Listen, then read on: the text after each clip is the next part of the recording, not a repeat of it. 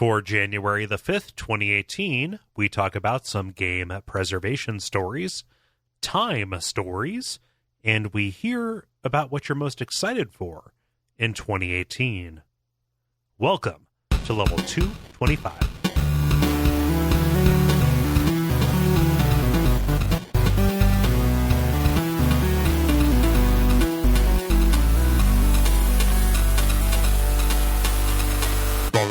My name is Kole Ross. I'm Dennis Furia. I'm Ben Merkel. And you're listening to The Level. It's a podcast for people who love video games, kicking it three-style, rather. That's our branding. That's our branding. Kicking it three-style for the beginning of 2018, starting out on a nice round number, that 225. David was going to be here, but he had a last-minute complication getting ready to move. So yeah, we decided to rock it three-style. Happy New Year. Yeah, Happy New Year. Welcome back. Happy New Year. Yeah. I'm saying that like I haven't we all saw seen one another last week, so we don't have as much banter. Yeah. Like bantered out. Yeah, we kind of shared all of our stories and stuff. I could talk about my pasta mistake, or I could talk about the house centipede that I see on the wall in front of me, but that's not really that's like the only news I have. I think you have to go into detail on what the pasta mistake is, otherwise people are going to assume it's sexual. Yep, there is some scalding involved. No, I just I made, could still be sexual, but I made some pasta. I made like a big like a baked ziti kind of thing, because it's cheap and it lasts for several days. It's several meals worth of food, And I was like, yeah, I'm feeling a little saucy. Why don't I just make myself like a small little just get seconds, And I might as well have just necked a whole bottle of NyQuil because I was down and actually slept past the start date of the start time for the recording. So yeah, that, my friends, is the anatomy of a pasta mistake. And depending on how you view it, not really a mistake so much as a happy circumstance, if you like naps. I suppose it's a nap that late can get in the way of things. But the nice part about a pasta mistake is this is an existential condition for right now. So I might be able to ride some of this pasta mistake energy through to the end. There you go. Yeah. Oh, man. So that's all that's new here. How about you over there, Dennis? Yeah. Speaking of pasta mistakes, I mean, we'll talk about the other stuff that we did on the night that we hung out in person, but we also had dinner together. And there was lots and lots of side dishes because you guys are too kind. Mm-hmm. And I think we lived off the leftovers from that meal for like a good 3 days. That's the nice part, right? Yeah. Oh, it was so good. Yeah. Well, that's good. I'm happy. I felt bad because it's kind of like, okay, you said bring stuff that goes with burgers. I knew you were making fries, and I knew that Ben was bringing like some hot sides. So I'm like, cold sides, I don't eat those, and I don't know what's good. So I'm just going to get like a bunch of like small containers of cold sides. Mm-hmm. So and Christmas cookies. Yes, and Christmas cookies. Oh, dude. Yeah. That's my mom. I take no credit for the Christmas cookies. Yes, Cole's mom is quite the Christmas cookie baker, I guess. I was going to say chef because that's alliteration-ish. But Jen and I were actually talking about it tonight because we finished off the last of the fudge with Rice Krispies in it. Oh, yeah. That stuff is dangerous because it's cut. It's got the Rice Krispies to like thin it out just enough that you can just slam it. Uh-huh. That's scary stuff. It's like, eating the other version of that comes to mind for me is like I can eat peanut butter M&Ms, or I can eat peanut butter M&Ms with pretzels.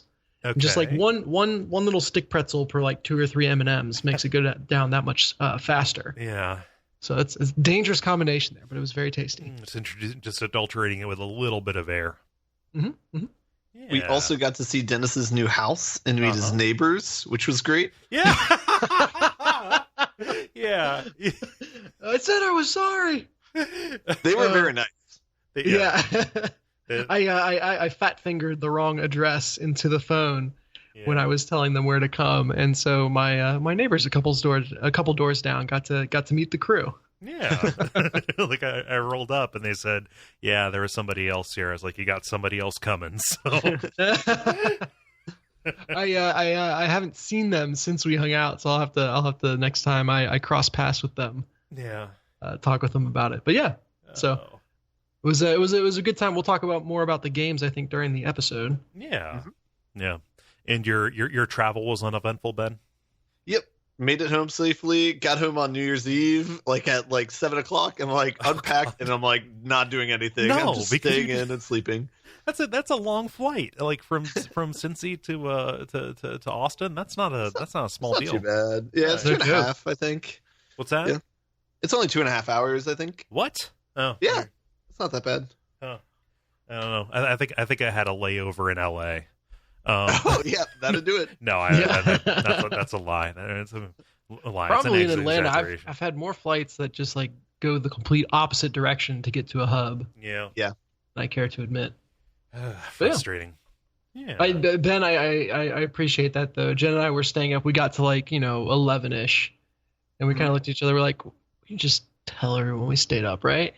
Yeah, yeah, that sounds good. Oh, I was asleep by 9. That's not a. There should be no shame in that. Sure. I think if we had the realization that we weren't beholden to anyone on it a little bit earlier, we probably would have been in bed closer to 9 as well. But yeah. Mm-hmm. Either way, Happy New Year to everyone. Yes. Along with that New Year, we have the title of the year, the Toadies. Yeah. Do we want to do those? Do we want to do those in this opening section, or do we want to do them in the brief? I say the opening. Yeah, let's do it now. Let's have the fun stuff up top. We have not discussed this at all, by the way, so there is no rhyme or reason. I did some sorting on the back end.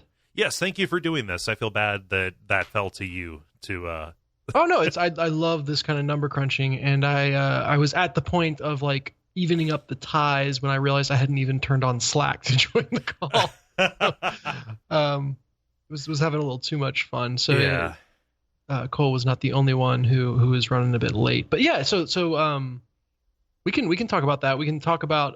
Do you want to do the real deal Toadies first, or do you want to do supporting actor before that? By which I mean the alternate title of the year. Yeah. So we can do. Yeah. Let's do the A Toadies first. I think. Okay.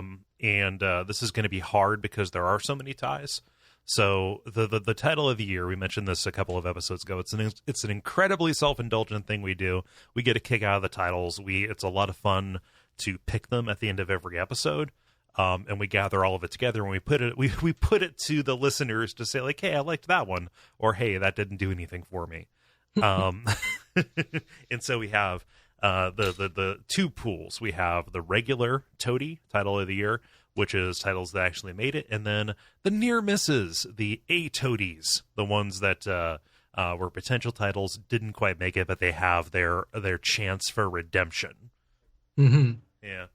So A Toady has a lot of ties. I say we do. I kind of again evened up the ties here, so I say we do 6 through first. So we had 4 titles tie for 6th place, 2 titles tie for 4th place, a 3rd place title, and then 2 titles tie for 1st place. Yes. Oh man. Yeah. So why don't we do this? Do we all have the spreadsheet open? By which I mean the people on the call. Yep, I do. Okay. I'll get us started with the first number 6 here. Watch the highlight that I have, and why don't we go me, Dennis, Ben, cycling through them. Okay. Done. So. At number 6, the first of the number 6s is "Oops, All Grandmas." I don't remember that one, so that might have been one I wasn't on. I don't remember half of these. I don't remember a lot of these as well. Coming in also tied for number 6 is "Hey, my mana bar is up here." We should have put the "hey" on there. I think "Hey, comma, my mana bar is up here" would have made that a real strong contender. Also coming in at 6 is "Don't even joke about ghost sharks." I love that one. I like that an awful lot. And then our final number 6 is simply "Buttons." Yeah. Yeah. A little bit of Jala spirit got in there. It looks like she's there's still some alive. buttons at number 18 as well. What? Oh, if we add those 2 together. Oh, we're tied. Oh my gosh! I'm very sorry. What kind Oh of shit! shamble Check that out. Hey. Oh, jeez. Wow. Okay. So I demanded a recount. First. I should have spotted that. This is the them reading the wrong. What was it? Yeah, I think it was the movie of the year, whatever. Yeah. Best picture at the Oscars. Yeah, okay. So I mean, that gets up there and is tied for first place with those other ones. Yeah, hey. So yeah. All right, so secret preview. Secret preview, yes. Let's Buttons bump is up that there. up there. I think I'm up next, right? Yeah. All right. Tied for fourth, and this really is tied for fourth, is Coal Hole. Yeah. we had a lot of almost titles that were just that were like noun hole. Like if you go down a couple of spots, there's like, oh, the Stardew hole, which is what I fell down. It's not. Ben, what's the other number 4? The other number 4 is Dark Souls is the opposite of Frog Fractions. Which is an inane statement that is just it contains a couple of different game titles. That was attached to an actual point, but I forget what the actual point was. I was trying to decipher that one too. I don't know. I don't know if it was a good point. I remember saying that and it actually being like something that came out of actually trying to convey a concept. So number 3, soul number 3 is Glengarry Cole Ross. That's one of my favorites. Yeah. Yep. And then Dennis, what is... All right, so our first place titles, in addition to buttons, the other title, or the second of 3 that are in first, decipher that sentence, is... I wish he was here so I could say it to him. Yeah. Bad, David. Stop that shit. Which isn't so much a funny thing to say as it is a really mean thing to say, and I wish I remember the context so I didn't have to feel bad about it. I would put money that it came from Jala. So my heuristic is if it's a swear, I probably said it. I see. Yeah, so I feel like maybe that was said in jest, but yeah, it's not a good look. Wait, has it ever been said not in jest? I don't know the extent of you guys' history together. No, I don't think so. I can't imagine a situation. Well, like all friends, we've gotten annoyed with each other, but I don't know that I've upbraided him publicly on the show. I can't imagine you saying that, Tim, without imagining also a rolled up paper in your hand. Just rattling a Pringles can full of coins. Oh, that's so mean. Then I forget who does number 1. Ben, what's number 1? The final tied for first place title is Air D&D. I like that one a lot. Which is fantastic. Yeah. Mm-hmm. So yes, those are the. I need to actually see how many that is. Those are the 9 top 5 titles. Yeah, which feels appropriate for us. Yeah. Now, moving on to the actual winners. Again, these are top 5 in ascending order. That were actually episode titles. Yes. Yeah. And there's a bit of a recency bias on these. But at number 5, we have Espionoptional, which is a choice. I believe that was you, Ben, who said that, right? Twas. Metal Gear? Yeah, good one. Mm-hmm. Number 4 is Welcome to the Palindrome. Yeah, that is one of my personal favorites. Yep. You're gonna die. Ranking it at number 3, and I think I was the one who said this. Who vigils the Lanty? Yep. that was part of a string. Think about it. Yep. Parse that idea. Parse that difficult concept. That was part of a string of a whole bunch of who blanks the blank, and then we started breaking words up. Man, I feel so dumb laughing at jokes we made. But it's the life we consigned ourselves to. Mm-hmm. Number 2, noted serial killer and dab expert. How appropriate that falls to you. Yeah. That's me, and that's what's on my. I was about to say business card, but I think like it's just like what I have written on like the back, like the back windshield of my car, so people know who's coming. Mm-hmm. Yeah, as I back over them. And then finally, Ben, what is number 1? Rounding things out in a sad manner. Stop talking. I want to die. So that could either be taken as so like that one with a preponderance of like number 1 votes is the thing.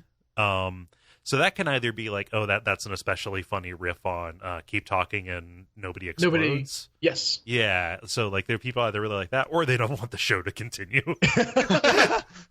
I say recent reviews have been very glowing, so I don't expect this level of bile from the Toady rankings. Yeah, I think maybe people might be voting with SurveyMonkey, which is it makes sense because we asked them to. No, Toady is where people can express their true feelings. Yep. No, I laughed the first time I saw this as well because I think this was from an episode I wasn't on. Mm-hmm. So it got a rise out of me as well. Do we got any personal favorites? Oh, geez. We absolutely do. Yeah, I forget which ones I even voted for, honestly. So my number one by a wide margin, number 6, so just outside the top 5 overall, was Magic the Johnson. Yep. I really liked Kole. I think this one was yours, but I really like Depression. Oh yeah, a combination of depression and prescient. Depression, yeah. It's very fitting for 2017. I read that Depressant. Yeah. No, depression makes more sense. Yeah, I'm taking a look here. I really forget what I voted for. I've the other one that I think of is 5 People or 20 Clowns. Mm-hmm. That was an especially fun discussion. So no, I remember Deborah, the eye is coming. Yeah, yeah, say it right. Deborah, the eye is coming. Yeah. So yeah, good stuff. Mm-hmm. So thanks everybody for voting in that and for putting up with our self-indulgent nonsense. It is a fun tradition. And look forward to the 2018 Toadies coming at you in about 12 months. Yeah. I imagine it's got to be simple enough to put this in a format that is easily browsable for people like me who are data nerds and would find this list very interesting. We can probably put up on the Slack or something a link to it just for people to view. Yeah. I want to make it. I would want to make it pretty. Is my is my thing. A little design on that. Yeah. Even if it's just a public, Google Doc. Mm-hmm. Yeah. We'll figure it out. Yeah. Yeah. I was looking at the 2016 Toadies, and it's just hot package, which I don't know, guys. I don't know about this. We've come so far. I feel like our title game has evolved so much from Hot Package. Yeah. Well, let's go make some more titles by doing this show, which will be a pretty regular episode. It's 3 style. We've got the brief, the multiplayer, and the grind, and we're going to get started with the brief, where we talk about things that are happening in the world of video games around us. Ben, yours is most related to closing out the business of last year, so why don't we start this? Yeah, it's basically just a report. It's just a list of top-selling video games on Amazon in 2017. The notable thing about it is 7 of the top 10 are Nintendo Switch games. Wow. So top of the list is Super Mario Odyssey, followed by Mario Kart 8, and then Legend of Zelda. The first non-Nintendo game on the list is Horizon Zero Dawn at 4, and then Call of Duty World War II. They treated them as 2 separate ones between PS4 and Xbox One. Got the 5 and 6 mark, which kind of feels like cheating. Yeah. And then everything on out is a Nintendo Switch game. No, so Splatoon 2 is Switch, and then the Pokemon, which those shouldn't be 2 separate titles. Ultra Sun and Ultra Moon, those are 3DS, and then gotcha. Number 10 is Legend of Zelda for Wii U.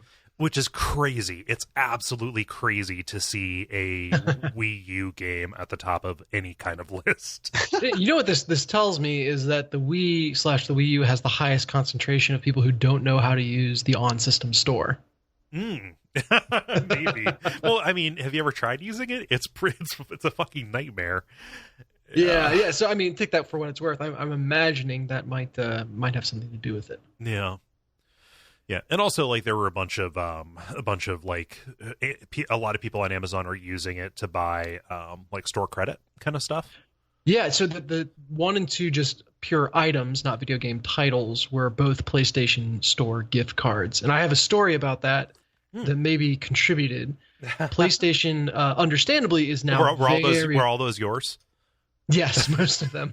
Okay, I got hacked, you guys.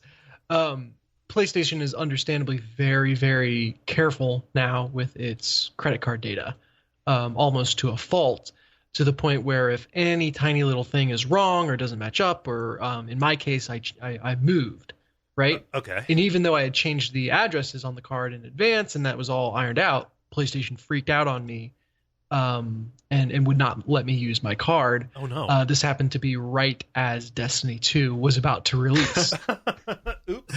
And so like it was the night before. I wanted it downloaded for the next day, and my workaround was to buy the PlayStation Store gift card from Amazon, and I was still able to enter gift card codes. Right.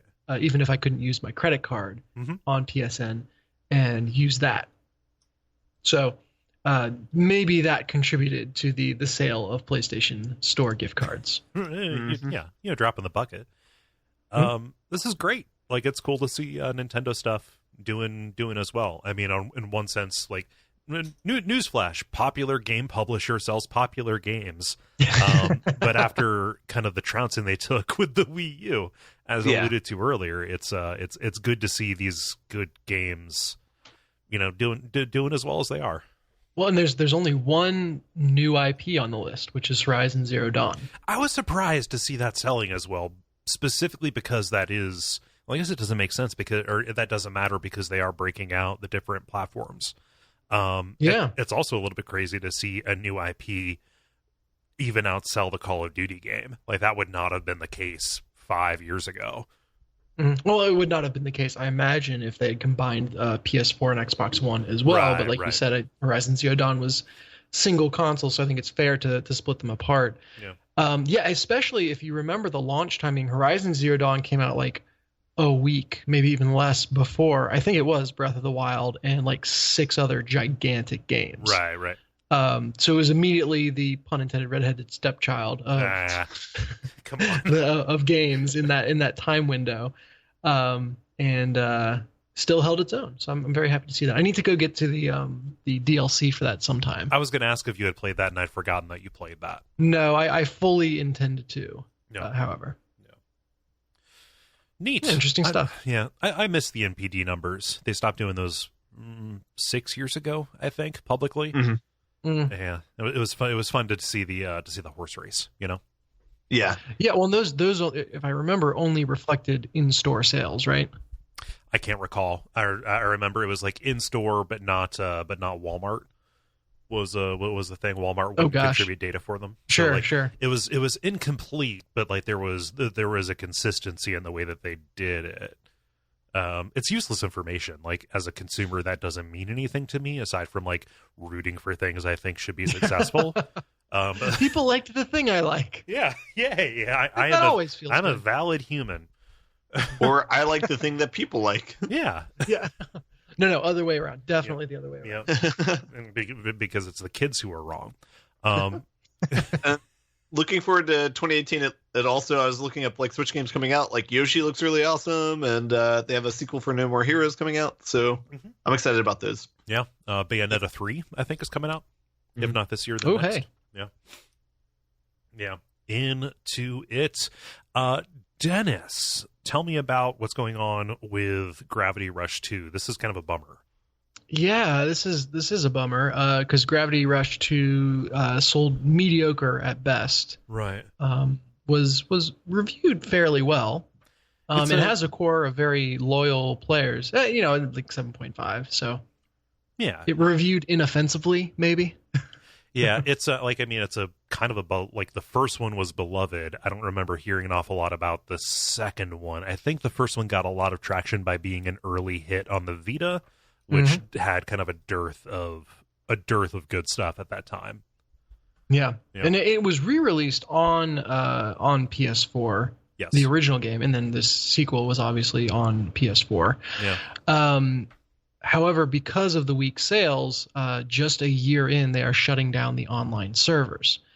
There is kind of an asynchronous co-op / multiplayer element to the game, so you're never directly playing with anyone else. Right. But when you're hunting for treasure chests, you can get photos of where the chests are from that other people have taken, or upload photos yourself once you find the treasure chest, which helps you get in-game items. And then you also get a currency called Dusty Coins for Dusty Tokens. Dusty Tokens, excuse me. I was going to call that out if you didn't say that. That is a crazy name for an in-game currency. Can we stop for a second and talk about how we have a county auditor named Dusty Rhodes? Yeah, I see his name on all of our gas pumps. Yeah, every time I fill up, I'm like, what parent did that? Yeah, well, you also have noted and famous Cincinnati Reds, I believe, manager, if not player, Dusty Baker. Mm-hmm. Yeah. A lot of dust in Cincinnati. Yep. Also dust on these tokens, apparently. But you would get them by you could choose when you were doing certain race or activities in the game to load in someone else's ghost to race their ghost. Like you would see in like time trials mode and other racing games, and collect Dusty tokens for beating them. And those were connected to special, I don't think anything mechanical. No, excuse me, there was something mechanical. So special items, both cosmetic and mechanical, that could only be gotten through these kind of online, if asynchronous actions. Okay. And they're shutting down the servers early. Yeah, that's kind of sucky in its own right, but they have announced absolutely no plans for giving people access to these items now that they can't be gotten through online means. So effectively, once these servers shut off on the 18th of January, they'll be gone forever. Like anyone who doesn't have them will have absolutely no way to get them. At least no way that's been announced. They could pull 180, or they could certainly react to what the fans are doing, because the community, whatever community there was, has absolutely exploded. People, have picked this game up on deal and then put it on the backlog, and they're suddenly like, okay, now I have to play it. I have 2 weeks, almost exactly, to play this game. Yeah. So hey, if it's sitting on your backlog, start playing it now if you want, all the items that you can access in the game. Yeah. So the nice part, and the thing that makes my heart rate go down just a little bit, is that this isn't like mandatory story stuff. Like, if this is a mostly single player game that somehow becomes unfinishable because of a server thing, that is garbage. But yeah, still, there are people who would be motivated by that kind of completionism, and they should be served. This makes me wonder, like, why is it like an all or nothing thing for servers? Like, I'm curious why they can't just taper down with the number of people using it. You are channeling David right now. Yeah.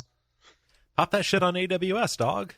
Exactly, yeah. They're not a sponsor, but yeah, I'm sure there are people who would be willing, and clearly with the amount of community activity that, like, people are asking, how do I farm these coins as fast as possible and help me do this, and so there's this whole kind of effort that's sprung up as the deadline has loomed closer. Yeah. I'm sure at least one or two of those people would be willing to support the servers. Yeah. In some very limited form. Yeah, I'm positive it is a legal thing. Oh, sure, sure. What's particularly egregious about it, though, is that leaderboards are going away, and leaderboards from, I think it's like the first game, are still up. So if they can support those, why wouldn't they be able to support the leaderboards from this second one? Yeah. So it's sad to see this happening. It's it's a problem that all games are kind of facing in one form or another now that some kind of online content or mode is ubiquitous. Is their deaths, as it were, online become increasingly kind of messy. Yeah, I mean, we talked about a few weeks back the Demon Souls end date that's coming up. Well, you're saying it's inevitable, but it might not be. It's like the unplayed toys in Toy Story, just getting cast as aside. So sad. Getting cast aside until somebody comes along and says, "Hey, this DMCA makes no sense." So why don't I don't know. There's hashtag Don't Forget Gravity Rush on Twitter if you want to join the movement. Ugh. Yeah, I don't see any metrics on how big it actually is, but okay. Huh. Something about me just reacts very violently to that idea. The clunkily named hashtag, perhaps? Yeah. What's the matter, Kole? You don't like slacktivism? No. It's fine. I'm not going to tell people how to live their life. It just for some reason something made my gorge rise about that. No, I was trying to do a segue, guys. I was trying to do a segue because my story is about a group of people at the MADE, the Museum of Art and Digital Entertainment. It's over in Oakland. I think I hear Jim's Storm Dancer. What? Yeah. So video game soft the guy who made Frog Fractions and Frog Fractions 2, originally his name was Jim Crawford. But when he got married, he and his wife decided, instead of like her taking his name or, having any kind of, disparity between that, they decided, well, why don't we both change our names? And so it's Jim Storm Dancer now. So. Wait, you can do that? Yeah. Jen, Yep. Hey, Jen. Did you know we can change our names anytime we want? You're waking up your children. All right, we'll have to start planning. You're waking up Little Storm Dancer and Little Storm Dancer 2. Yeah, we're all Storm Dancers now. That's how my new version of my last name works, is that for every child you add a number. Not for the first name, it's for the last name. Yeah. So I think that Jim is associated with them in some way, because I hear him talk about that, or it might be a completely different thing.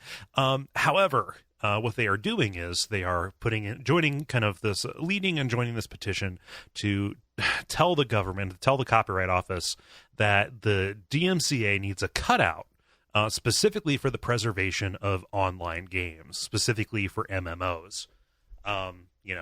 Number of high-profile MMOs have shut down over the past decade. This article has City of Heroes on there, which is one that I know was sorely missed, at least by David. Dennis, I know you played that. Yeah, I'd go back to it. Yeah. There was, a huge dust-up about classic WoW servers being run and shut down.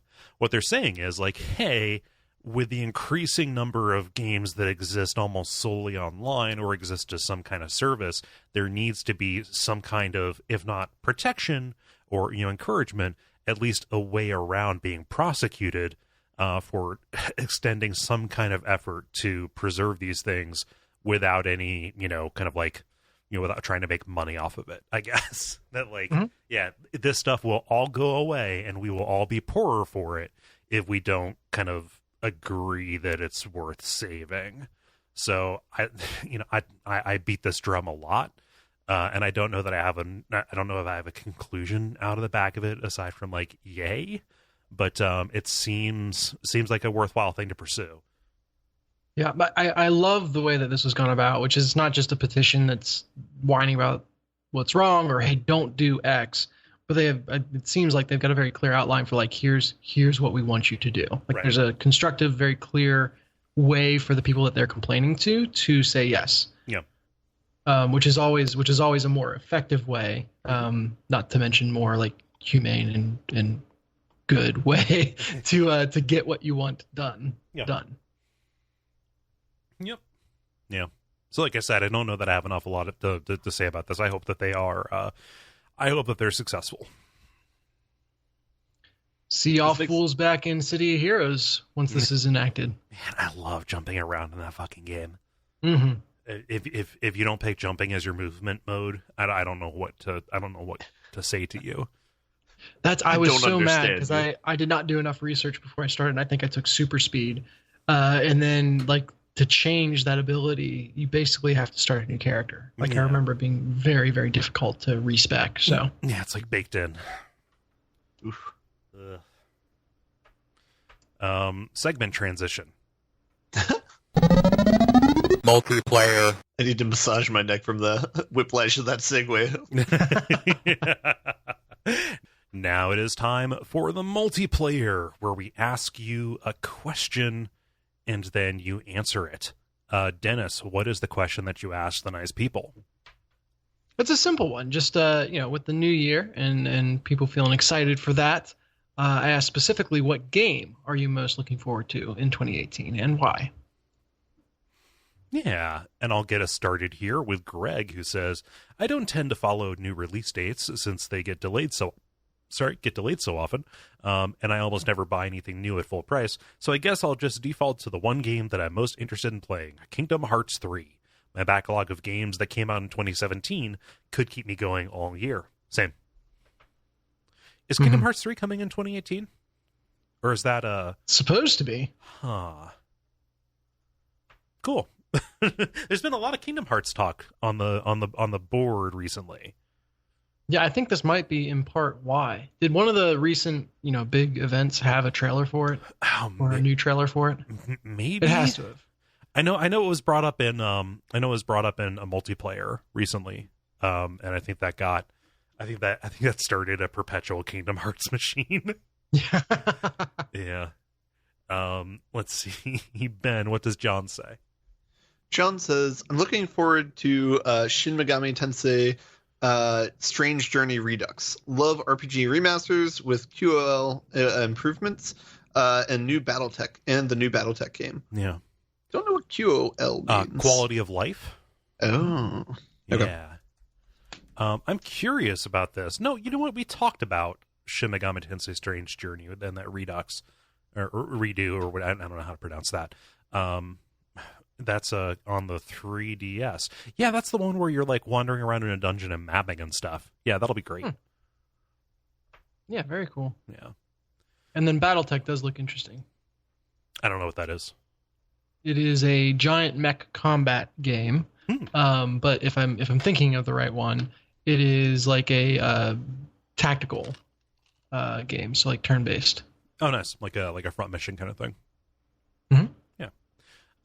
Dennis, what does Michael say? Michael said, my friends are very excited for the new Monster Hunter, and I'm along for the ride. Jumping into a title as a community is a uniquely fun experience.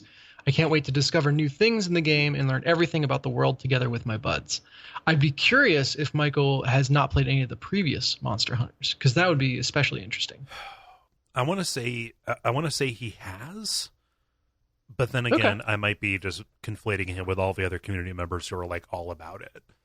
Sure. I remember very specifically, though, they named it Monster Hunter World instead of Monster Hunter 5 or whatever they're on, because they specifically wanted to kind of indicate, hey, this is accessible. This is something for new people to the franchise. Yeah. And it's a pretty dramatic change, at least in what I've read from what's come before. So I can see a lot of people jumping into that who did not play it before. Yeah. So this is the point a couple of months before a new Monster Hunter game comes out where I think, yeah, this might be the one. And then it'll come out and it'll be like a month and everybody will have moved on from it. And like, that makes no sense. And I'll wait for the next one. And then a month before the next one comes out, I'll say, yeah, this might be the one. Yeah. We can make a pact. I've never really gotten into one either, so. Yeah, I don't know that I could fulfill a pact. Yeah. It's an easy way for me to win all your stuff then. The first person to stop playing Monster Hunter World has to forfeit all their possessions together. You would get all of my starting equipment. Oh, you mean my actual physical thing? You would No, physical things. Yeah, okay, yeah, you would ruin me. Adam writes, I'm looking forward to the new Spider-Man game. It goes back to Spider-Man games on PS2. I love web swinging around New York. Yeah. I was disappointed that wasn't out closer to the movie. Sure, give it all the time it needs, but I was jazzed. I was hoping to jump in and do that too. And it is not specifically connected to any of the movies though, right? I have no idea. The most of the video games? Yeah, like most of the video games on the PS2 are directly kind of following the plot of the movie. Yeah, I think the first one was actually kind of similar to the Spider-Man movie. Like it had like the Green Goblin and stuff like that. Yeah, Spider-Man. Oh, was 2 not the same way? Yeah, Spider-Man 2 was completely independent, I think. No, two roughly followed the Doc. Yeah, the Doc Ock storyline. I just remember delivering pizzas, but I guess he did that in the movies. Yeah, he did. That was like a side mission. It was doing it was like the Spider-Man version of Crazy Taxi. Well, and like the first one had a whole bunch of villains who weren't in the main game because it's a video game. Yeah, so, like Spider-Man 2. Or in the main, movie. Yeah, Spider-Man 2 had like Mysterio in it. It had the Rhino and stuff. Like it was. Yeah, Spider-Man 2 is really good. Yeah, pre-Jamie Foxx Electro. Man, I was playing the Spider-Man games all the way back on the PS1. Those are good. Those Neversoft ones. Yeah, they were a lot of fun. Yeah. Oh man. Yeah, sorry. Adam just reminded me that Spider-Man games exist, and now I'm sad that I'm not playing one right now.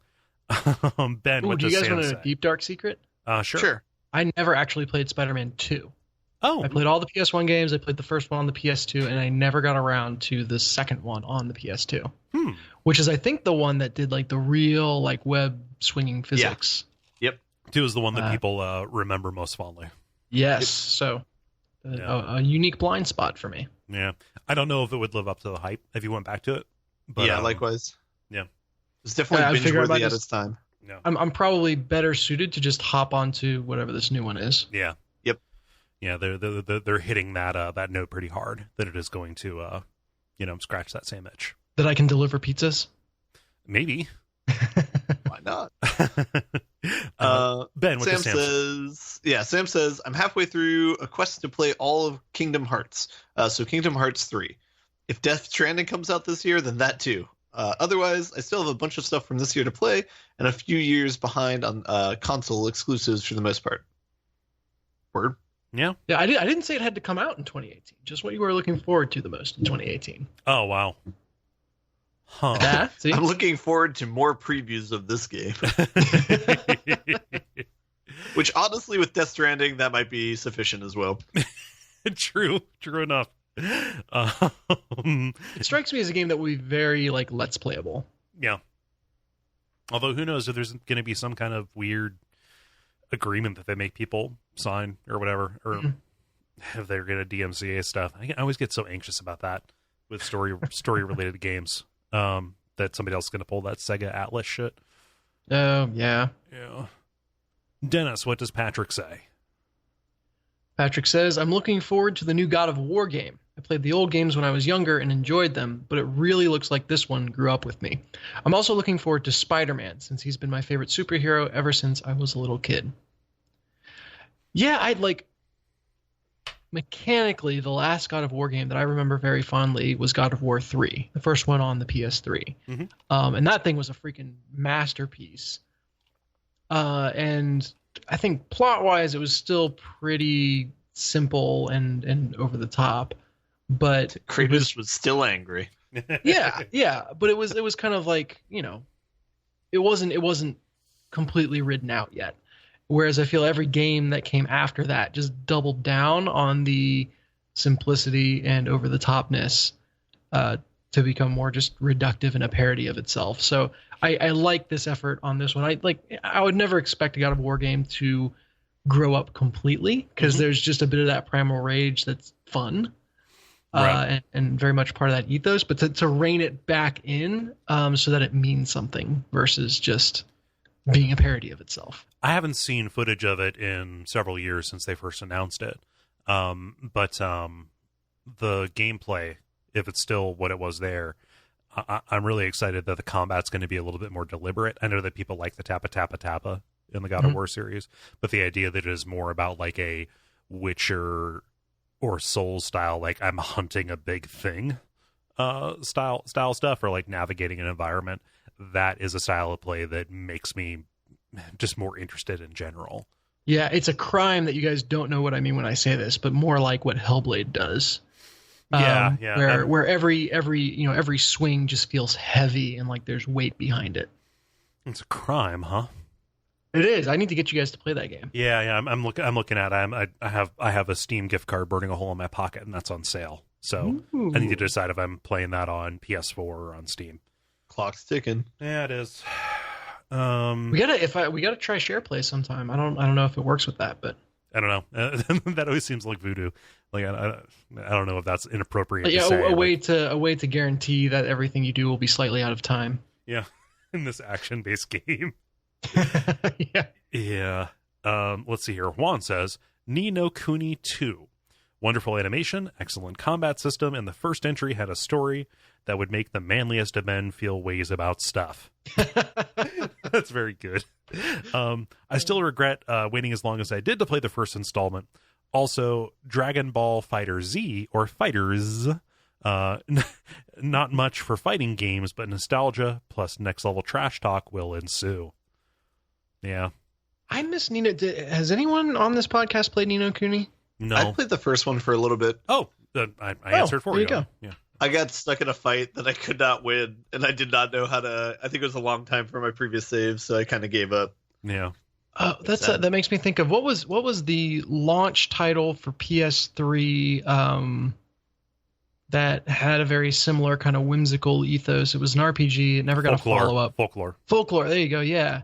It made me think of that, but everything I've heard from people about it is absolutely glowing. Yeah. And I don't know if there's a way to play it on a current gen system yet. However, maybe it's on like the PlayStation streaming service, possibly. Ooh, I have no idea. Good call. Yeah. PlayStation Now or whatever. Ni no Kuni, like that should be a game that I'm really excited about because A, it's level 5, and B, it's Studio Ghibli. I just missed the train on it real bad. Yep. Yeah. Oh, well. Let's see here. And Ben, what does John say? John says, I'm looking forward to Nintendo's eventual virtual console announcement. Hopefully. Yeah, I want that. I want that real bad. I don't want these overpriced like Nintendo arcade things that are out. Like, give me a virtual console. I love my Switch so goddamn much. Pixel art looks amazing on it. Yeah. Mm-hmm. Let's do ours. I'll do mine first here because I just remember that this is coming out. Vampire or Vampire or whatever it is. The new one from Don't Nod. Mm-hmm. Oh, huh. Yeah. Life is Strange. An adolescent teenager vampire in high school. Yep. Social outcast. Yeah, a vampire who can rewind time and take selfies. Yeah.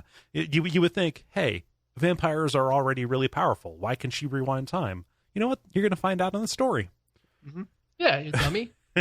just be led somewhere for once. just go along for the ride. Yeah, it's coming out this spring. I'm real excited about it. Like, I never played Remember Me. Like, I need to like dip in and make sure that they're not a garbage studio at action.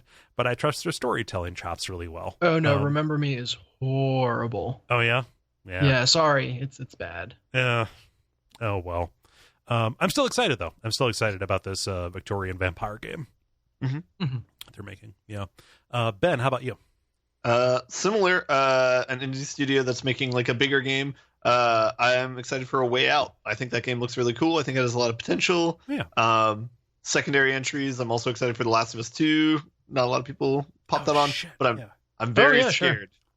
Very scared for that game that it won't be because it. Yeah. Yeah. The first one's a lot to live up to. Yeah. They kind of got brutalized for their first trailer too because it was too brutal. The first game's really brutal. Like I don't mean to overuse that word, but like it's pretty rough. But it fits thematically. Yeah. It is, and you know, I'm not saying it shouldn't have been brutal. Maybe I should rephrase it as it got brutalized for having all the brutality of The Last of Us disconnected from anything meaningful. Mm-hmm. Right, any of the desolation or vulnerability in or anything that would make you care or understand anything about why you're going through it. Yeah, I wonder if it's just because they're trying to show some kind of escalation. Yeah, it could be. I would like to go back and see what the original Last of Us trailers looked like. That's a good question. Yeah. How about you, Dennis? Yes, I was browsing a list of games coming up in 2018, and the one that really caught my eye was Extinction, and I hadn't heard of it before this list, and I'm curious if either of you guys have heard of it. What is it? I'm sorry. The game is called Extinction. Extinction. I've not heard of it. Yeah. No, I have not. So I put a link to the trailer for it in the Slack, and you don't have to watch it now, but it looks like a blend of a couple different things. Like there is some Assassin's Creed in there. There's some Shadow of the Colossus in there. In fact, the core kind of thing that it touts is you are going to be fighting 150-foot tall ogres as like the main thing of the game. And it talks about the idea of, dynamic combat maneuvers to effectively traverse giant beasts and expose their weak points, which is very, very Shadow of the Colossus. Yeah. And the trailer, though, visually kind of has a lot, maybe kind of towards Fortnite, a little bit of Pixar, Overwatch kind of style in there. Yeah, colorful, not just pure dark and gritty, which is kind of a contrast because it is a very brutal like trailer. Like it's showing civilians getting ripped apart by little gremlin type things, and the hero, cutting off the arm of this giant monster, which promptly like grows it back. Like, but if it can deliver on that Shadow of the Colossus kind of experience, I am all for it. Yeah. And yeah, I don't think there is much about the game other than this one trailer, but it's supposed to come out in March. And it's done by the people who made Killer Instinct and Dive Kick.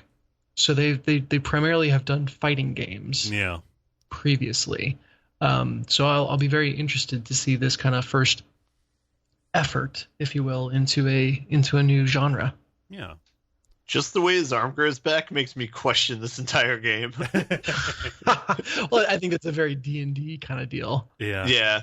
That ogres grow back their body parts. Trolls do. Ogres don't. Trolls? Not ogres? Not ogres, trolls. unless you kill them with fire. I did not know any of this. Yeah. I apologize for no, my it's fine. ignorance It's fine. I of just fantastical beasts. I don't want to get a letter. We're like one of the monsters. I'm like the monster of my podcast. Yeah. So the one thing that worries me is the end of the trailer shows just hundreds of these giant ogres flooding into the town. And so if you're taking each of these big brutes out very easily, and it's more about fighting hordes of them, I feel like it'll lose some of the impact that I'm hoping for. And some of the impact that Shadow of the Colossus had. Yeah, you want so that. it's not going to be there's 16 of them period, or however many there were for Shadow of the Colossus. But I would hate to see them take too much of a step away from that. So we'll see. Yeah. I love the idea though of entire levels designed around and on this giant rampaging monster. Yeah. Mm-hmm. I had no idea this was a thing. I'm curious about it now. Yeah, bit of a dark horse, but I'm excited for it. Yeah. Because we didn't get very many responses on that, how do you feel about 2 quick multiplayers? Or two quick free plays? Okay. Oh, yeah, let's do it. Yeah. So this is from the last one here, but Paul asks, what is your favorite console or PC controller besides the keyboard and mouse of all time? Mine is the NES Advantage, seconded by the equivalent on Sega Genesis. The Advantage was the arcade stick for the NES. It was very good. It had very satisfying clicky buttons. Yeah. Yeah. Huh. Man, anything with a light gun for me. Yeah. Okay. Yeah. I guess that's not specifically like a gun con kind of thing, or are you talking Zapper? I mean, the thing that comes to my mind when I think about a light gun is the stuff that's in the arcades that actually has like the action that kicks every time you fire and stuff. Yeah. But no, I held on to the light gun for my PS2 system way longer than I ever played the games, just because it had so much sentimental value for me. Yeah. I mean, I'm the person who was who was driving Jaw like crazy with my NES Zapper a few weeks ago. So I'm a big believer in forward progress. I don't want to hold on to things that are outmoded. I think that there's only one thing that is keeping the DualShock 4 from being a perfect controller, and that is the lack of an octagonal surround around the analog sticks. Really? Yeah. Interesting. I don't think I'd like that. No? Oh, I love it. I love octagonal gates. Because the Wii has it, and I dislike it every time I play with that. I like knowing up is up. Huh. Yeah. Huh. Yeah, but no, the DualShock 4, with the exception of that stupid touchpad, which doesn't really get in the way, so it's hard to be that angry about it, has the right contour and the right heft to it. Prior to that, I would say the wireless Logitech controller for the PS2. Because again, that has contour and heft. Do you use the touchpad for text entry? When I remember to, yeah.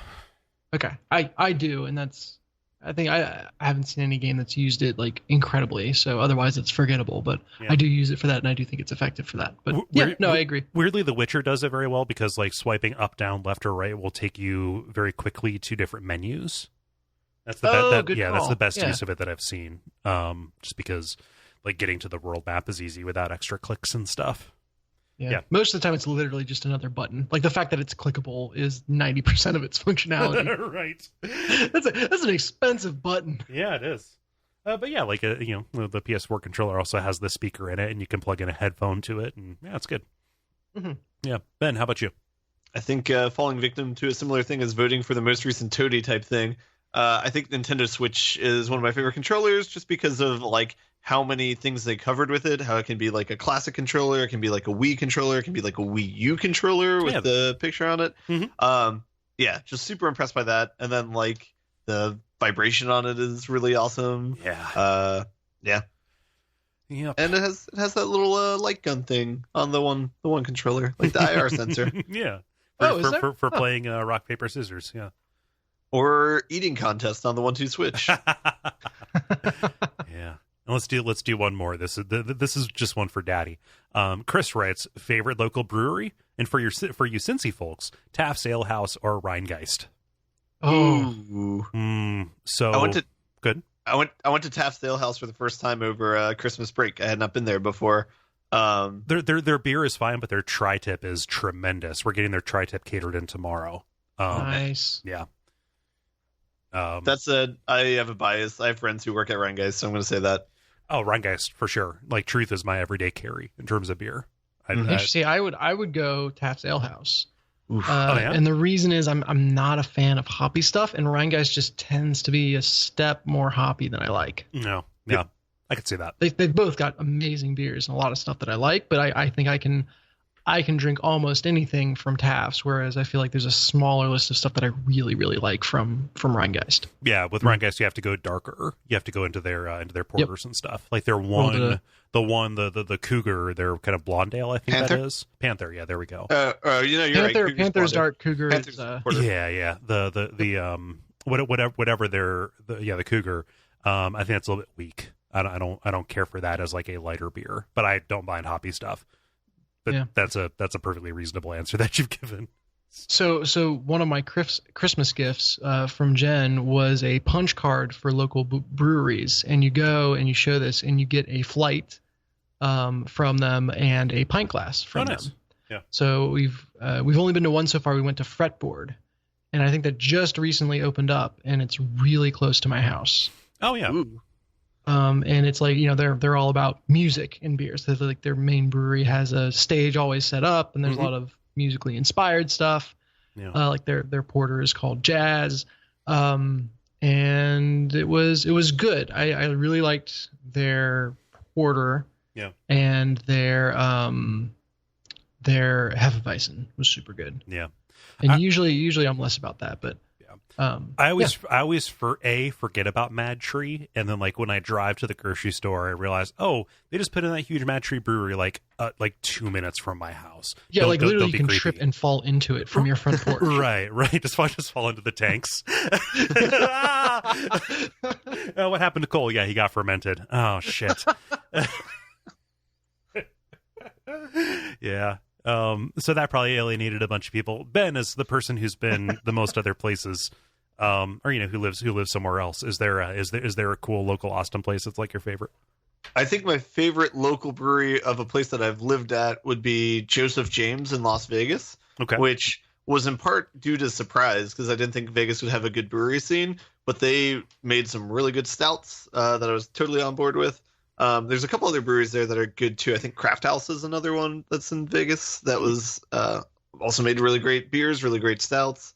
Yeah, so I think surprisingly those two are my favorite. I like a lot of Ohio and Michigan beers, but Cincinnati beers for some reason there's not a lot that I like. I like them a lot, but they're not like my number one, I guess. Yeah. I always feel like such a carpetbagger because I come down here and I get a lot of Great Lakes too. But, Yeah. Oh well. Hopefully that didn't alienate too many people, but that was just too fun not to talk about. So, Yeah. Thank you everybody for writing in, for answering the original question, or for submitting those free plays a while back. I told you we keep them, right? If you want to participate in these, watch our Facebook page on Tuesday afternoons. Thanks to Dennis and Jala who put those up. They go up at facebook.com/thelevelpodcast. The grind. Now it is time for the grind, where we talk about the games we have been playing over the past period of time or so.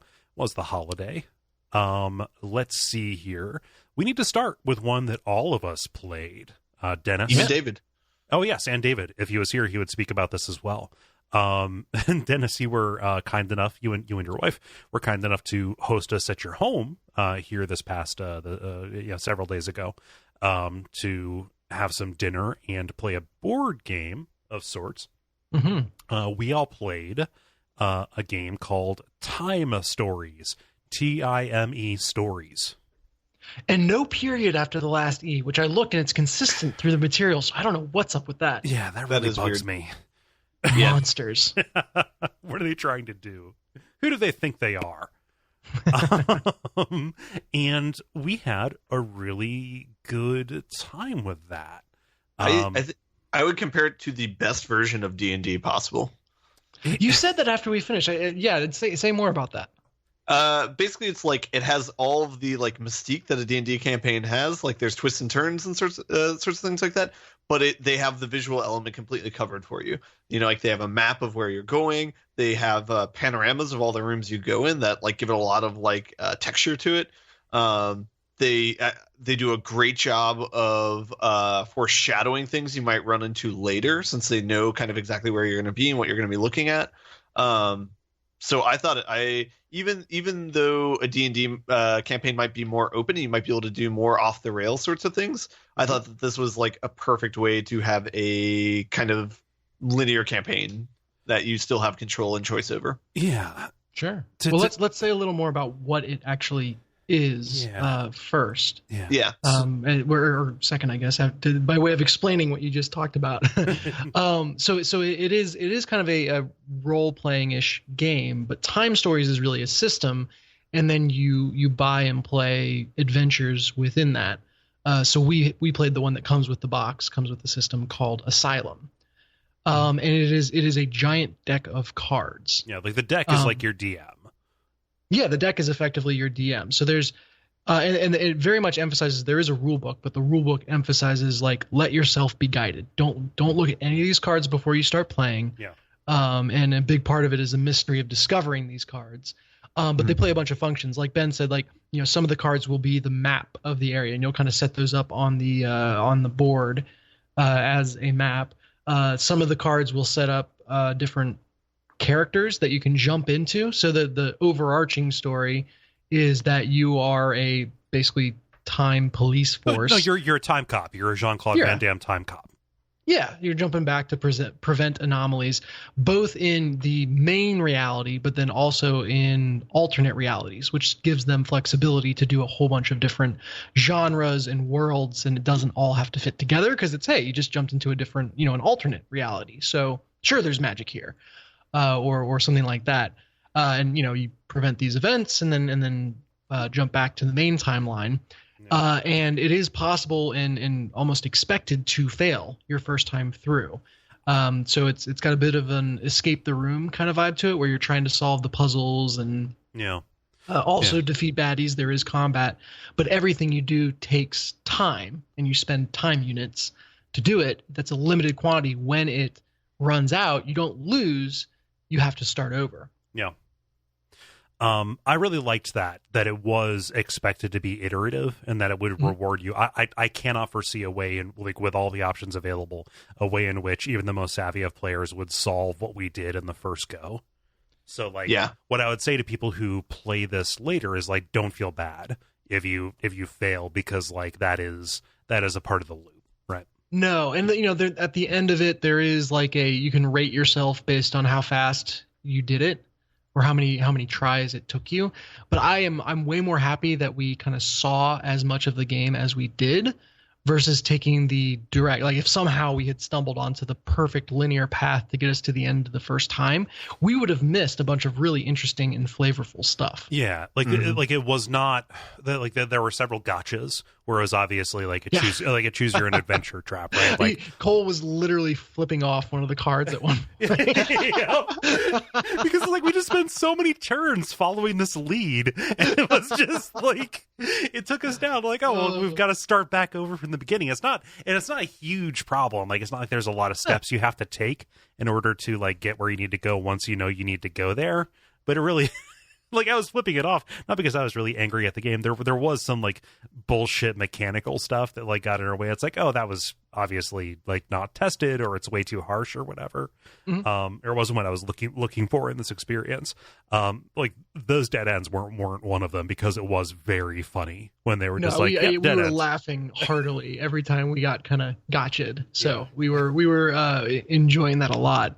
And Ben, you kind of mentioned the most creative use of the cards, which is, you'll choose an area, and each area has its own mini deck of cards that you lay out, and the backs of them are all kind of set next to each other, form this panorama of the area you're in. And then there's a brief like description card that tells you kind of what you're looking at and gives you an overview of what each card, what you can do at each card. And then when you pick a card to go quote unquote into, you turn it over and read it, and then there's more instructions, activities, etc. on the back of the card. Based on kind of where you start and then what happens on each of the cards that you go into, then you can move one card to the left or right, or continue working on whatever's on that card. Like it very much feels like you're exploring a room or an area in a very elegant way using just a set of cards. Yeah, the production value on this is actually really good. Like the art was fantastic. I would say especially on the character cards. I love the different characters we could play as. Oh yeah, it was too cool. And that kind of also lends itself to the role playing. Like you choose which character you're going to be at the beginning of each run, and you can role play that as much or as little as you want. And so, for some of them we did voices, or for some of them we were like, hey, I'm gonna, for one of the characters, I'm like, I'm attacking every person I come across just because, or I'm gonna have a strong bias towards attacking every person we come across. I picked a character who I thought would just be a joke character at the start, like, oh, this will be fun. It's like an old lady, like Mademoiselle, whatever. Like had no real special abilities. This is before I understood the combat. Turns out she's she's like the tank of the party. Weirdly enough. Well, it's a really weird form of the tank, because she only has one hit point, which means if she gets hit once, she dies. But she's got such high resistance, which allows you to not get hit, that she is effectively like the tank. Yeah. She's all crumple zoned. Yeah.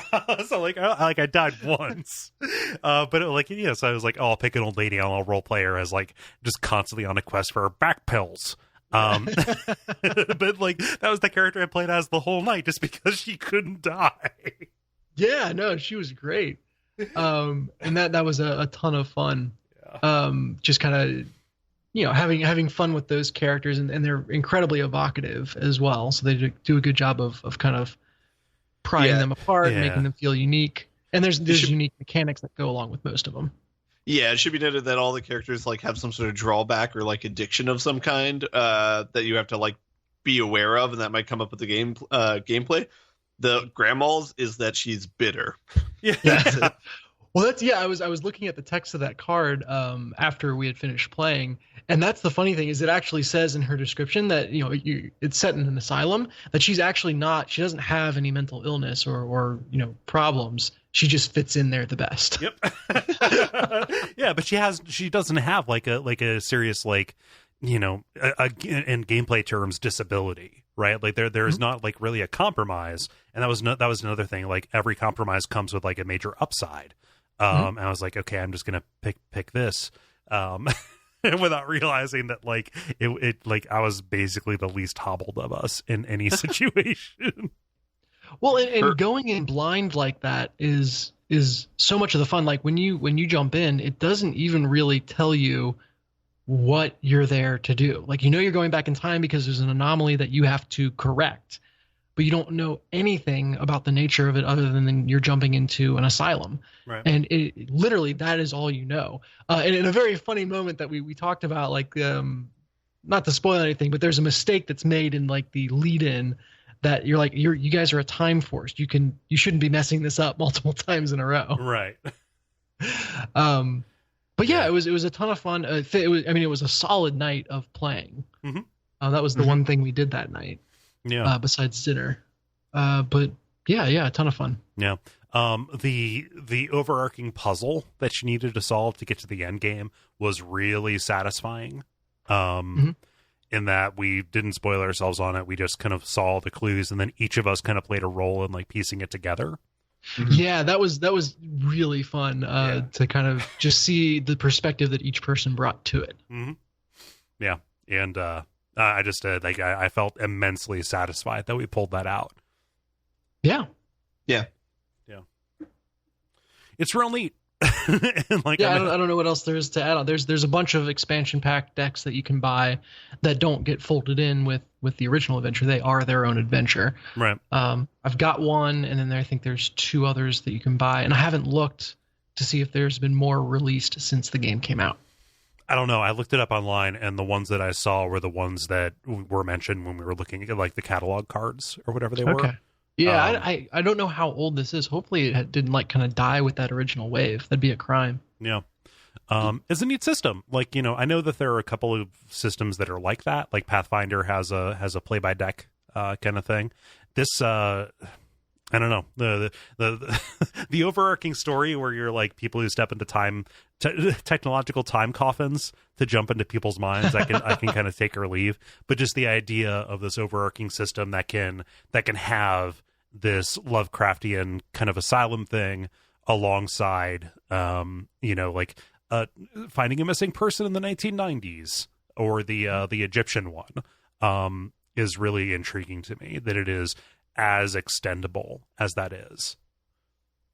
Yeah, and that's really what the timepiece is. It is the most convenient way to justify them telling whatever story they feel like telling. Yes. So I looked this up on Board Game Geek. Apparently there's like 8 or 9 expansions for it. Oh, wow. What? Where? Yeah, because I'm looking at the same page you are, I think. I was mistaken. Yeah. All right, well, good. That's good to know. We can use this further if we are ever all in the same city at the same time again. Yeah. So, yeah, next year, let's try another one. Let's... We have at least 9 years worth of content. Yeah. No, I was really happy. I just at the way that worked out, and it was fun to play games with you guys and David. Yeah, it was a great time. Yeah. I have nothing more to add on top of that. It was just fun. Yeah, well, I know I played more board games, and Ben, it sounds like you played more board games over the break as well. Yeah, I did. Do you want to go first? Yeah, I can, and we'll make this kind of a games podcast for the week. So I also played a new board game called Above and Below, and it is a kind of competitive village building game. So each person gets their own village to build. You can kind of build houses along the surface, but then also if you go exploring in the caves below, you can get extra spaces to build in the caves. Which is the funnest part of the game. Yeah, so the unique thing about exploring is that you kind of roll to figure out what encounter you get, and I think there's 250 some odd, like in that range, different encounters that you could potentially roll. And each encounter is like a little story, a little scenario. And it's only a paragraph, like it's fairly short, but they're all very creative and evocative. Like maybe you come upon an underground river, or there's just like a random old lady who has a shop down here where there shouldn't be people, or like you're set upon by very fancily dressed spiders was one of them. And so, there's kind of this story behind what you're trying to do. And then you get your kind of a choose your own adventure at the end. That you then have to roll for, and that determines what kind of reward or punishment you get for that explore. On top of that, you're also kind of recruiting new villagers. You're building new structures, like I said. There are a couple other resources that you can kind of farm for, and all of that builds towards different win conditions. So there's a couple very expensive buildings that you can kind of in the late game purchase that give you huge bonuses in terms of just your overall village points. So you get a point for every building you have. You get a point for every different kind of resource you have. And then these different buildings kind of give you your win conditions that are unique to the person that has that building. So it could be you get 2 points for every villager if you have a certain building, or you get extra points for a specific kind of resource, or any one of a number of things. But what that leads to is, as you're playing and your opponents are playing, you can't really keep track of everything that they're doing, and it's fun to hear these stories, so you're discussing those. But you're trying to kind of figure out, okay, what's my win condition, and then what is their win condition, and play off of that. Mm-hmm. It takes place in 7 rounds, and that is so perfect. The game always ends after round 7, which just like there's kind of an automatic time cap on it.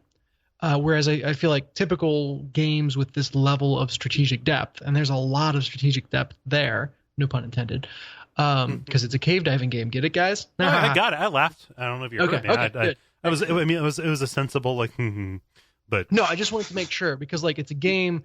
It's called Above and Below, and there's like a cave system, and you can like go down. Dennis, you're valid. Okay, you're valid. But so that level of depth usually comes with a 3-hour plus time investment. Mm-hmm. Yeah. Whereas this is, you're kind of on a clock, which adds some urgency to it, but also just makes it really, really snackable. I hate that word. Bite size. Shit. Give me a non-shitty word for that. Dennis, you're going to need to go to timeout, okay? Snackable. You made that decision, Dennis. Yeah. Yeah. That was a bad choice. Yeah. I'm going to rub your nose on that. Come on. Anyway, so it's a ton of fun. It's been just me and Jen playing, and the game is perfectly functional with 2 players.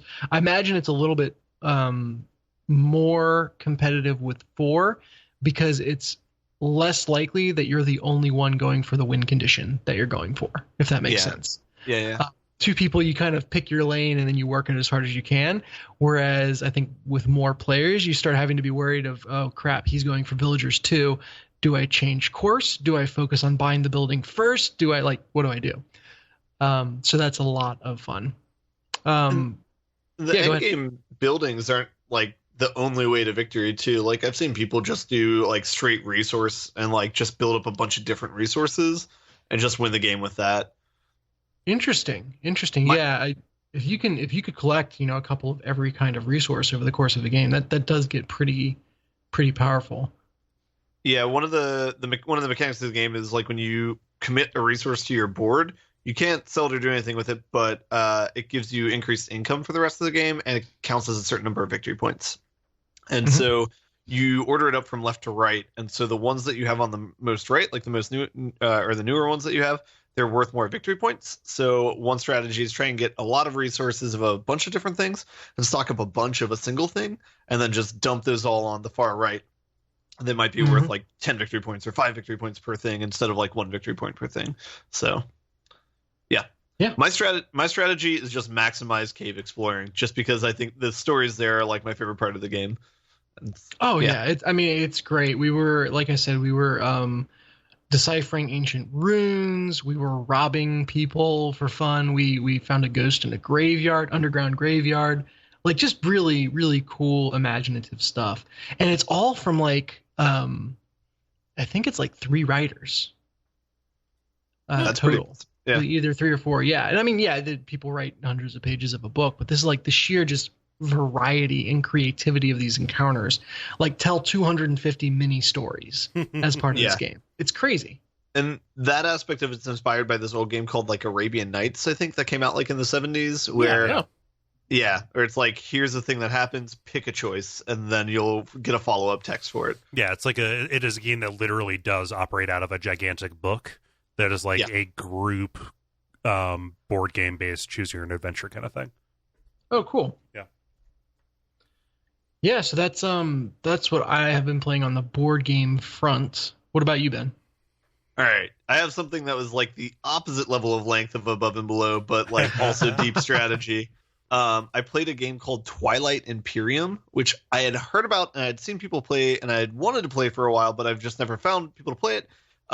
That's in part because a typical game of this takes about 6 to 7 hours to complete. Holy shit! So a work day. So like Yes. like one Monopoly. Yeah. It's a long game. And so we started at like 9 a.m. in the morning. I had dinner plans at 6 p.m. that evening, and we had to stop the game so I could go to the dinner. We made it to about 5:30. We got through 5 of the 10 rounds of the game. A lot of fun. The strategy seemed really cool. It seems like a really good balance to a game because it's a self-balancing game by the actions the players make. So it's not like you can't have a runaway leader, because at any point in time, if everybody has perfect knowledge of the game, then they know who to gang up against and like who to like beat down, so they're not in first place anymore. Right. So really impressed by it. It's a space exploration type game. We played with 6 players. Everybody has a different race, so they all have like different special ability and starting goods and starting things. But the idea is you start off on like a planet. In the middle of the spaceport is like a giant planet that has every planet can be used for production to like build more ships and stuff, or for influence. Because and influence is important because at like about halfway through the game, you form like this like Coruscant type space government thing where you'll vote on policies with one another, and so you can either vote things for like a player needs to be elected to do this, or vote yay or nay on this. It's like the old like we're gonna play this in a classroom game, diplomacy. Yeah. It's it feels similar to diplomacy, except like not as harsh. We were still friends at the end of the game. Okay. So the way you like vote on these like things though is you exhaust your planets for influence points, and then you can spend a vote on different bills that might benefit you, or whatever. So that aspect's really cool. Another aspect of the game that's really cool is they made alliances in the game, like tangible. So you have different like cards that will say like, okay, here, I'll give you this card. If I attack you, then you can have 3 of my goods. Or I have another card that says, if I attack you, then I have to get rid of one of my turns. So it's like, so like pre-baked little contract cupcakes that you hand out. Yeah. Yeah. And so anytime you can kind of switch these with one another to be like, hey, we're on good terms. Let's like put action behind that so that, we can, if I betray you, you at least get this sweet thing. So, so I really like that aspect of it. That made like betraying people like have a cost to it, and you weren't blindsided as quickly. And then the variants and like all the different races is a lot of fun. Like you have some people who are like really heavy and aggressive. You have some people who are like really big on tech. Like there's technology you can research for all your ships that you can unlock new ships and stuff like that. And then the fighting system's really interesting. So like basically you're spreading out through this galaxy map. You're taking control of planets and you're using that to build things or use it for influence. You can also like fortify these planets with like humans, like, or not humans, just like people, or with like space cannons like on the planet. And then you can have ships like around the planet. And so when somebody comes to fight you, if they enter your system, there's like 4 or 5 stages to it, where it's like the ships fight first, and then they like mount a ground invasion, and then they have to send units to fight your units. I don't know. It's really fun. This sounds very involved. It's I stopped paying attention for like a second, like look at something, and I came back. I was like, is he talking about a video game? Yeah, no. It is a board game. This I should mention too, this is the 4th edition of the board game. They made the first edition I think 20 years ago or something like that. Shit. So they've like iterated on it since then. What's this called? Twilight Imperium. Okay, so this isn't related to Twilight. Oh my god! Sorry, I just looked at the box art for this. I've seen this before, and I remember specifically.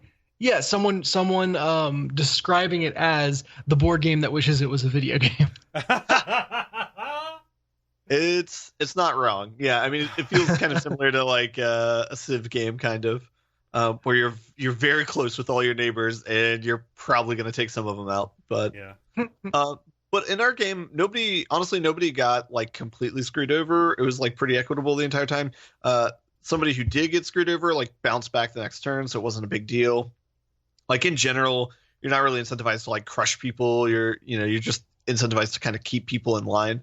Sorry, like, the way you put that was very entertaining to me. Keep them in line. Yeah, no. Oh, you're basically incentivized to like like limit the power of whoever's in first place at the time, but nobody's going to really have a runaway on it.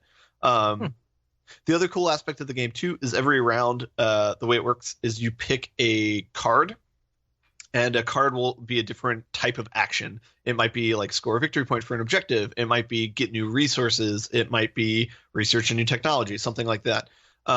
Whatever card you pick, whenever you do that specialized action, everybody else has a chance to do a secondary action of that. And it's like basically kind of like a watered down, less good action of the version that you're doing. But the nice thing about that is it doesn't close out anything from anyone. So even if I'm like really hurting to go after tech and somebody takes the tech action, I still have a chance to get some sort of tech research in. And so I can plan to do that. Right. And then I can pick like another action to focus on for that round. So it's a pretty cool mechanic. Yeah. Nice. Lot of love for it. Played it with one of my friends and my friends of friends.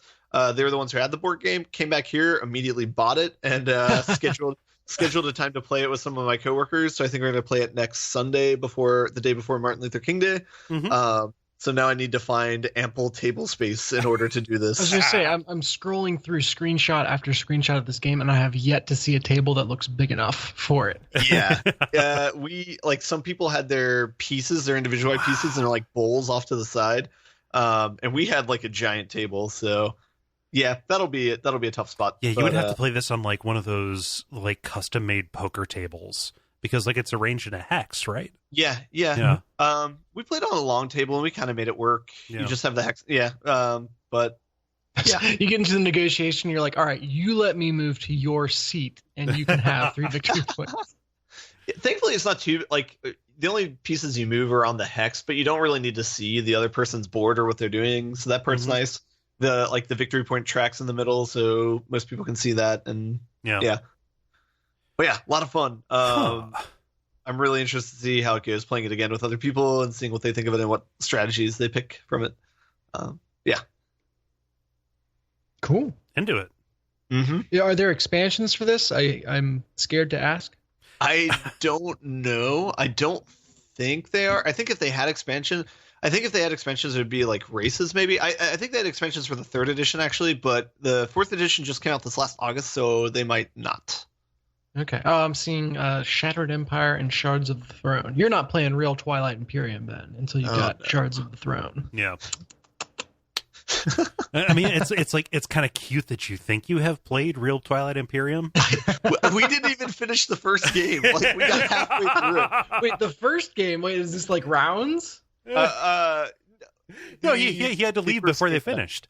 Yeah. Well, I'm saying like, so like if you finished your first game, is that full stop the only thing to do is reset from the beginning, or are there like persistent effects between games? No, it's not a legacy game or anything, so there's not anything like that. Yeah. Oh man, Twilight Imperium Legacy, calling it now. Oh man, no. It takes 12 hours to play. Yeah, don't you have to? Yeah, exactly. Well, no, it wouldn't take 12 hours. If every individual game takes 7 hours to play, then like your average legacy game, you have to play what, like 5 or 6 times? Jesus. Yeah. Hey, why don't we all get together to play a whole Final Fantasy game together? Yeah, exactly. This looks cool. Yeah. I really enjoyed it. Hopefully it's fun upon second playing. Hopefully it doesn't like wear out its welcome, I guess, but we'll see. It sounds like there's enough variation. Yeah. It takes long enough to play a single game that I imagine it takes a long time before you're actually picking up on strategies for it. So, yeah. All right. I got some more video games maybe to talk about. Yeah, do it. Gears? Okay. So it was basically like a lot of new stuff that I ended up playing while I was in town in Cincinnati. So first thing is I got to play the Sony VR. One of my buddies had it and was showing it to me. That was a lot of fun. I played Static, the puzzle game where... Oh, you were talking about this, yeah. Yeah. Your hands are like stuck in a puzzle box is what you see. But you're just holding a controller. And so when you press the buttons of the controller, it's somehow manipulating the puzzle box that your hands are enclosed in. And so the goal of each level is to figure out how to solve the puzzle box. And so try and figure out all the different elements. There's some good like lateral puzzle thinking where you have to kind of like look around in the environment you're at and figure out what that's saying about how you solve the box. There's like a lot of fun little cute puzzles in it. I don't think it's like terribly difficult. You're not gonna like rack your brain over it, but it's an awesome demo for like kind of what the VR can do. And that's a good game. It's worth checking out if you have a PSVR. Other games that I played the game that the Until Dawn people made, where it's basically just like a carnival shoot 'em up. I think it's called Russia Blood. Oh yeah. So you're on a roller coaster, and the controls for it are really good. It has the PlayStation. I don't know how to call them other than like the PlayStation dildo controllers. Oh, the move controller kind of thing. Yeah, the ones with the like. They look like Hitachi magic wands. Yeah. We'll go with that. Yeah.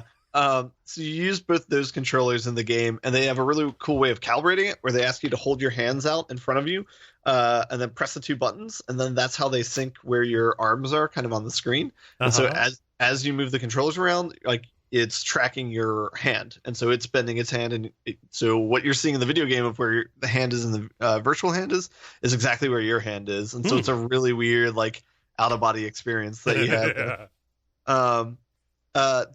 That game was fine. Like it was a cool demo or whatever, but it was pretty. I only played like the first level of it, but it got old pretty quickly. Like especially you ride a roller coaster, you stop, clowns jump down, you shoot them, then you keep going on a roller coaster, then you stop, you repeat the process over.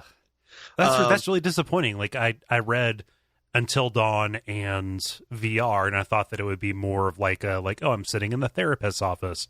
And like I'm having these hallucinations and stuff. Like some of it carries over. I think they have the not the clown, but the weird costume that from the main game. Yeah. That the bad guy is in. That costume is in this game. They have a couple parts that are scary when you stop the roller coaster and stop the shooting or whatever. But yeah, I don't know. Yeah. Again, it's only one level, so it could get better, but that's all I'm going off of. Yeah. I just don't want that team, like, based on, I loved Until Dawn. I don't want them to, like, make these weird VR tech demos. I want them to do another story-based kind of thing, you know? Yeah, for sure. I thought it was, whatever. We've talked about that game. But yeah, it's a great game. Okay. I played some other, like, smaller VR demos. Don't want to talk about them. The other game that I played that was a whole lot of fun is Human Fall Flat. I had seen this game played back in Duckstream, and it looked fun, and I always like had it in the back of my mind as a good multiplayer game to play. I ended up I think buying this for a friend or two for Christmas, and then someone ended up buying it for me for Christmas. And yeah, I ended up playing it through 1.5 times with two of my friends. It's a whole lot of fun. It's a hard game to describe. It's on the same engine as like the Gang Beast game, where you're in control of this ragdoll person, and you press in the triggers to hold out their arms, and then you move the joysticks around to move their arms around. At this point, the ends of their hands are basically like duct tape. Whatever they touch, they're stuck to. I guess it's more like Gorilla Glue. They're just stuck to. They're stuck to as long as you're holding in the trigger. They're like the Inept Gecko character from BoJack Horseman. Oh yeah. Who's voiced by the director of BoJack Horseman? Yes, it is. Perfect. So you can let go of things if you release the trigger, but otherwise you're stuck on whatever you're holding. So the fun part about this is if you grab another person, for example, you can lift them up and you can throw them off the map if you want. You can lift up boxes and throw them around. You can latch onto walls, and you can even like swing back and forth on a wall to try and climb it very clunkily and very slowly, but you can do it. So it's like the funness of the game comes out of this like weird ragdoll engine that they have. But the premise of the game is it's like a physics puzzle. It's like a co-op physics puzzle game. The cool thing about it is they did a really good job of making there be multiple solutions to a single puzzle. So there might be like 3 different ways that you can go about solving this puzzle, and they're all pretty satisfying. Yeah. So perhaps as a spoiler for the second level of the game, just to give an example of this, you start off at a level where there's a train crashed in front of you. There's a bunch of rubble beneath it. And then to your right, there's a dumpster, and behind it is a set of doors. So in this level in particular, you can either move the dumpster, go through the doors, and go through kind of the level proper, where you're doing a couple different puzzles and it's teaching about the physics. You can say, bump that, I'm going to try and climb this train, and you can try and climb the train to get to the second level, which you can totally do. Yeah. It's difficult, especially if you haven't played the game before, but it's totally manageable. After you've beaten the game, it's pretty trivial to do, in fact. And then there's this third out of nowhere option where if you start picking up the rubble on the ground and like moving it out, you find that there's 2 doors behind this train that's crashed, and you can open them up, and there's a maze there that you can walk through. The problem is it's pitch black in the maze, so you have no idea where you're going. Yeah. But if you go back out to the train, there's a little lantern on the front of it. You can rip it off, and then you can carry it through the maze with you to find your way through the maze. Oh, jeez. And then you can, and it's a shortcut. Yeah, it's a shortcut to get through the level, kind of, as much as a maze can be a shortcut. Right. But yeah, no. So it's like it has a lot of awesome design like that, where they do a good job of like doing like lateral thinking puzzles like that, but a good job of like also upping the ante as you go through a level, and like so it's a really like well done game. I think the only level I didn't like, the last level for some reason was a little bit clunky and I didn't like it that much, but outside of that, all of them seemed really good, and they're just very satisfying. So and it's an awesome multiplayer game. I don't think I think it plays up to like 8 people multiplayer. I've only ever played it with 2, but that could also be fun too, is seeing 8 people just jump and ragdoll around the map. But yeah, in case you have not seen it, you could go back and watch Duckstream and watch. I think Gary was playing it and one other person. Yeah, it was the Couch Boys who were doing it. Okay, gotcha. Yeah, so a lot of fun with that. Outside of that, I just got 2 small things that I'll talk about.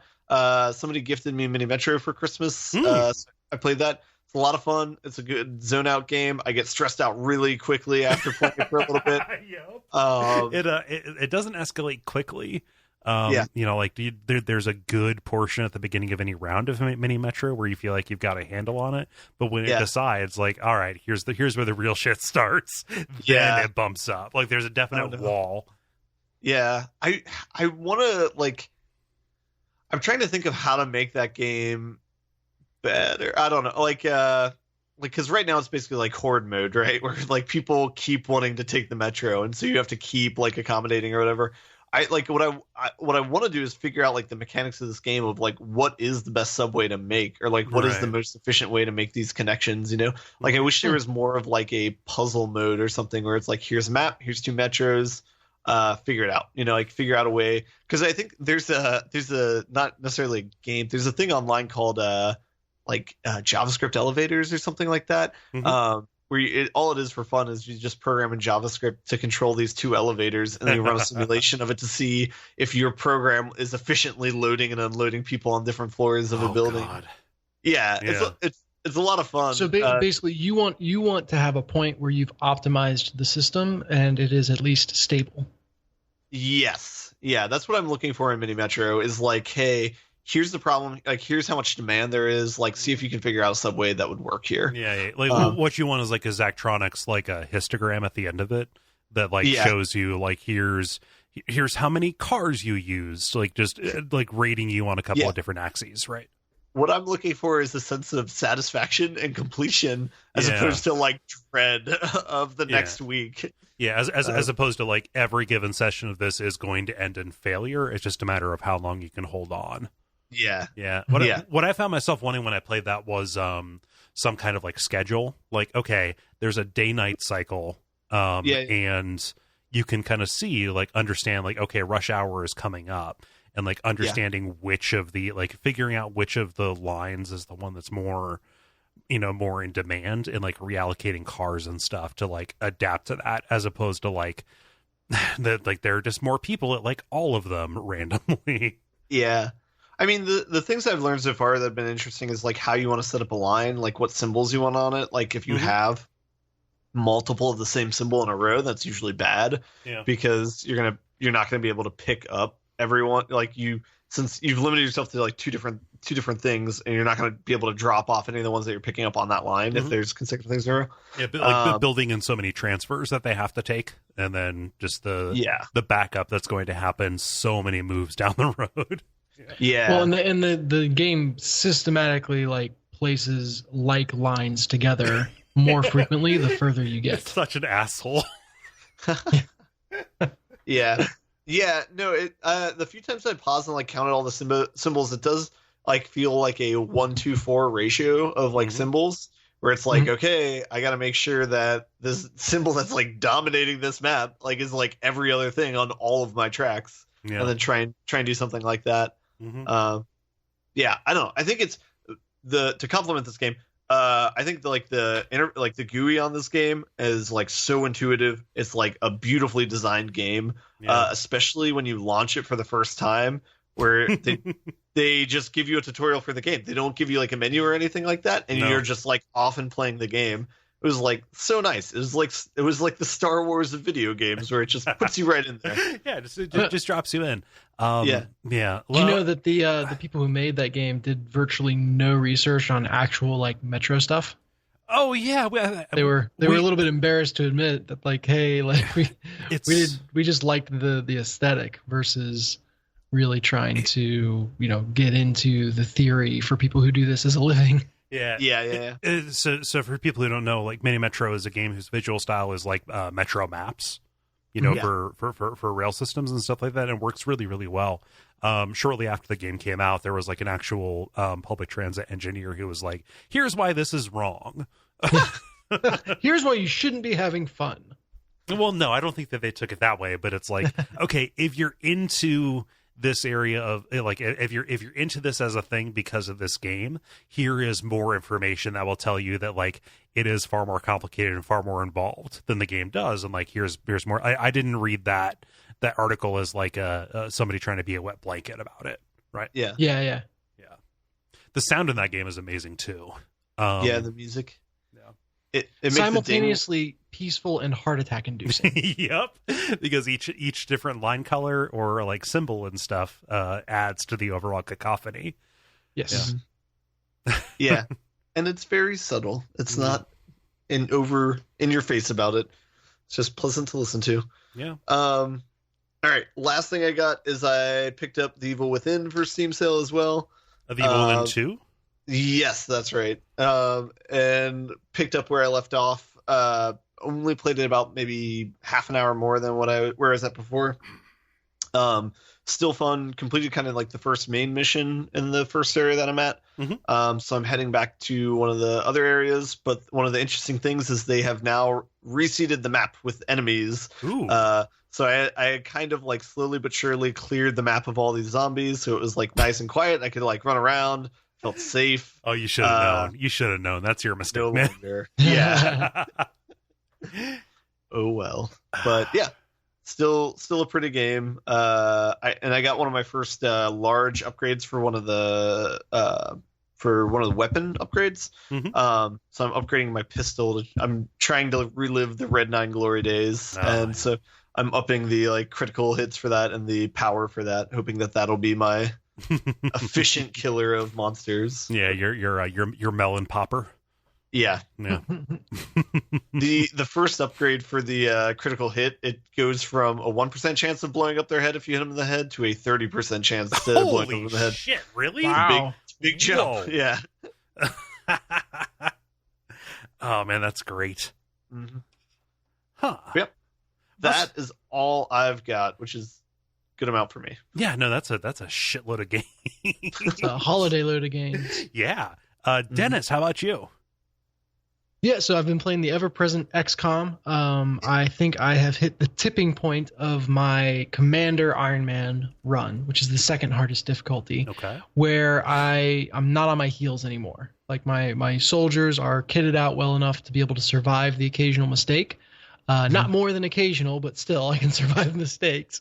And then the macro like game I've got under control, where I'm not worried about effectively panic level or advent progress, whatever you want to call it. But both like the lose conditions are under control. I'm not going to lose control of the macro game, and my soldiers are strong enough that I'm going to be all right in the micro game. Mm-hmm. And so now it's the point where you kind of step on the gas pedal for main objectives, and I'm cranking through those to get to the end. So my initial ambition had been to finish it before winter break was over, but I think that's not going to happen because I don't feel like staying up until 2 a.m. tonight. But still, like it feels really good to have mastered a difficulty that felt unfairly punishing at the beginning. Was this your first attempt?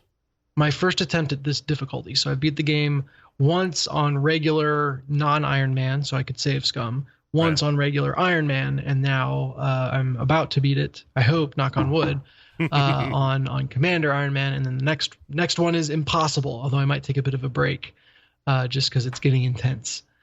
Like it's still, it's very difficult, and but I feel like I've kind of gained an understanding of all the systems and everything to be able to survive that difficulty. So that feels really good. Yeah, and that's that. I'll probably talk about it again next when I've actually finished it, whenever that is.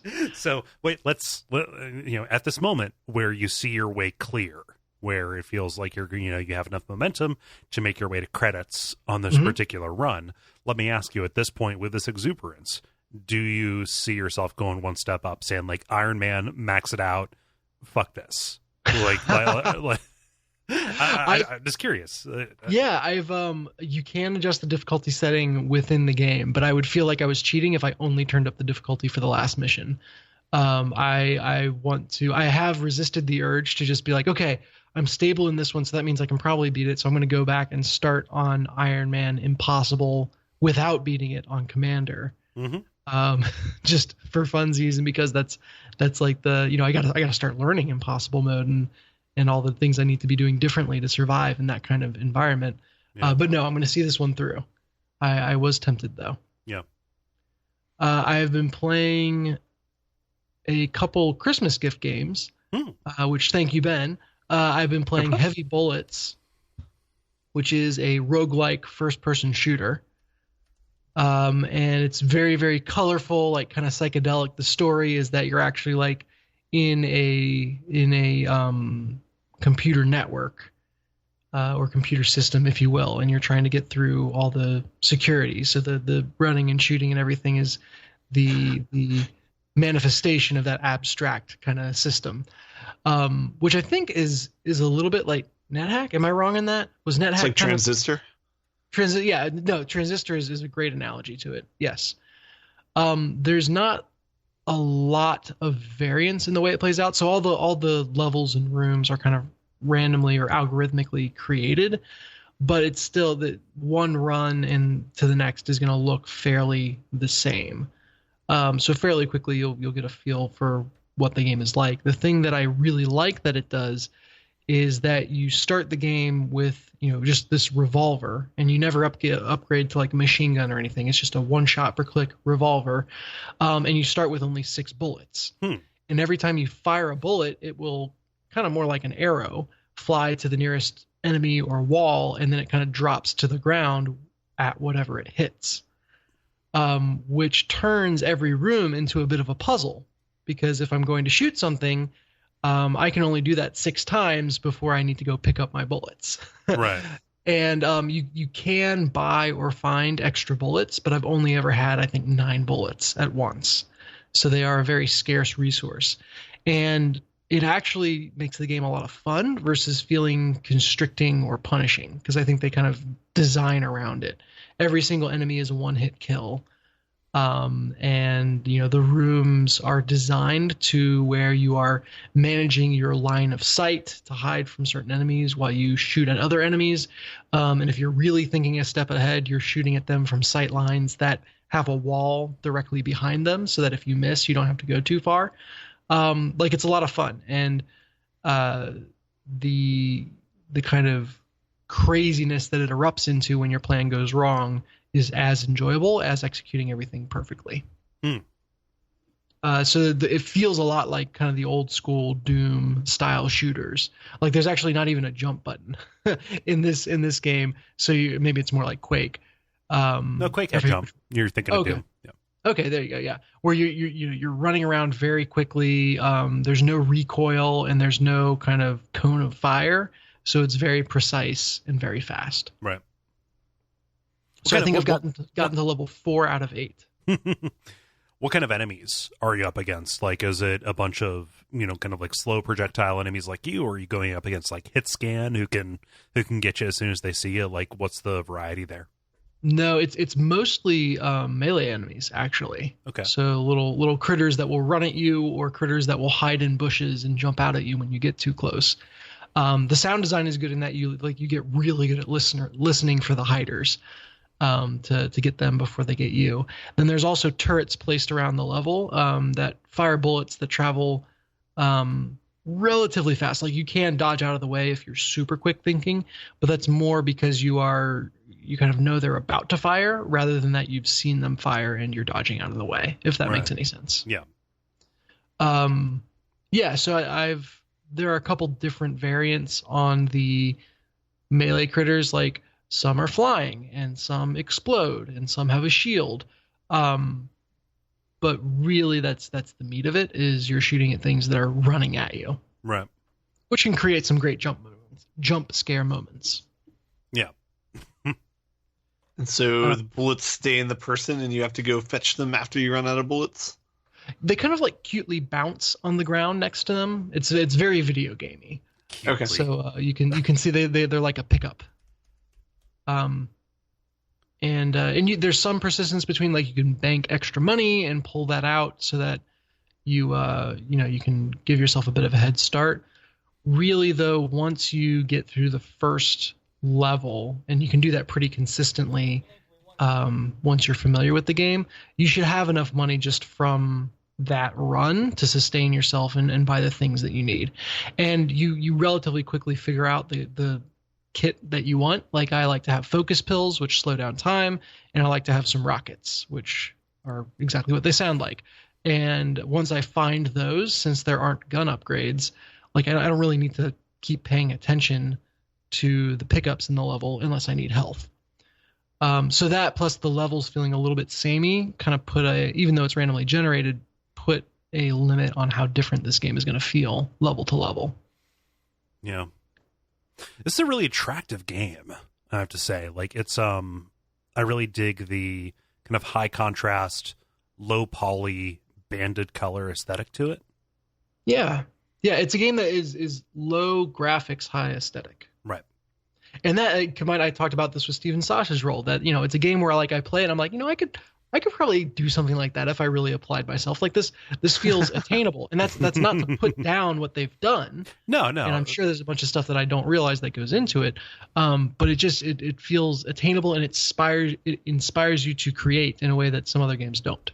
Yeah. I mean, it's like what people say about like Peter Buck, the guitarist for REM, like, anybody could play D minor, A minor, but like, he's the one who played it the way that they did on Fall on Me. Right.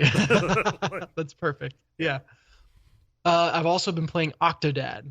Oh, shit. Have you played this before? So I have not. I think I played a demo of some sort, so my very, very limited experience with it. But I played it up on the big screen in our living room with Luke and Milo watching, and they loved it. It is so fun and goofy. I love that game.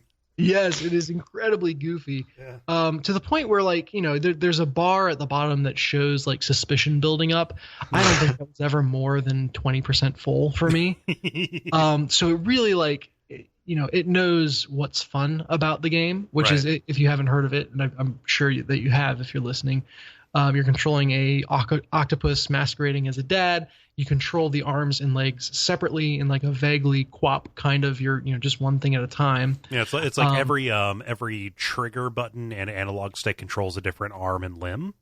Mm-hmm. So, like, you're grabbing onto stuff and trying to pull your way along, and as you knock things over, you're, like, incurring damage to your suspicion. You've seen, like, the Animaniacs shorts about Chicken Boo, the chicken who disguises himself as a head of the household, like husband, father knows best kind of guy. It's that exact same kind of thing.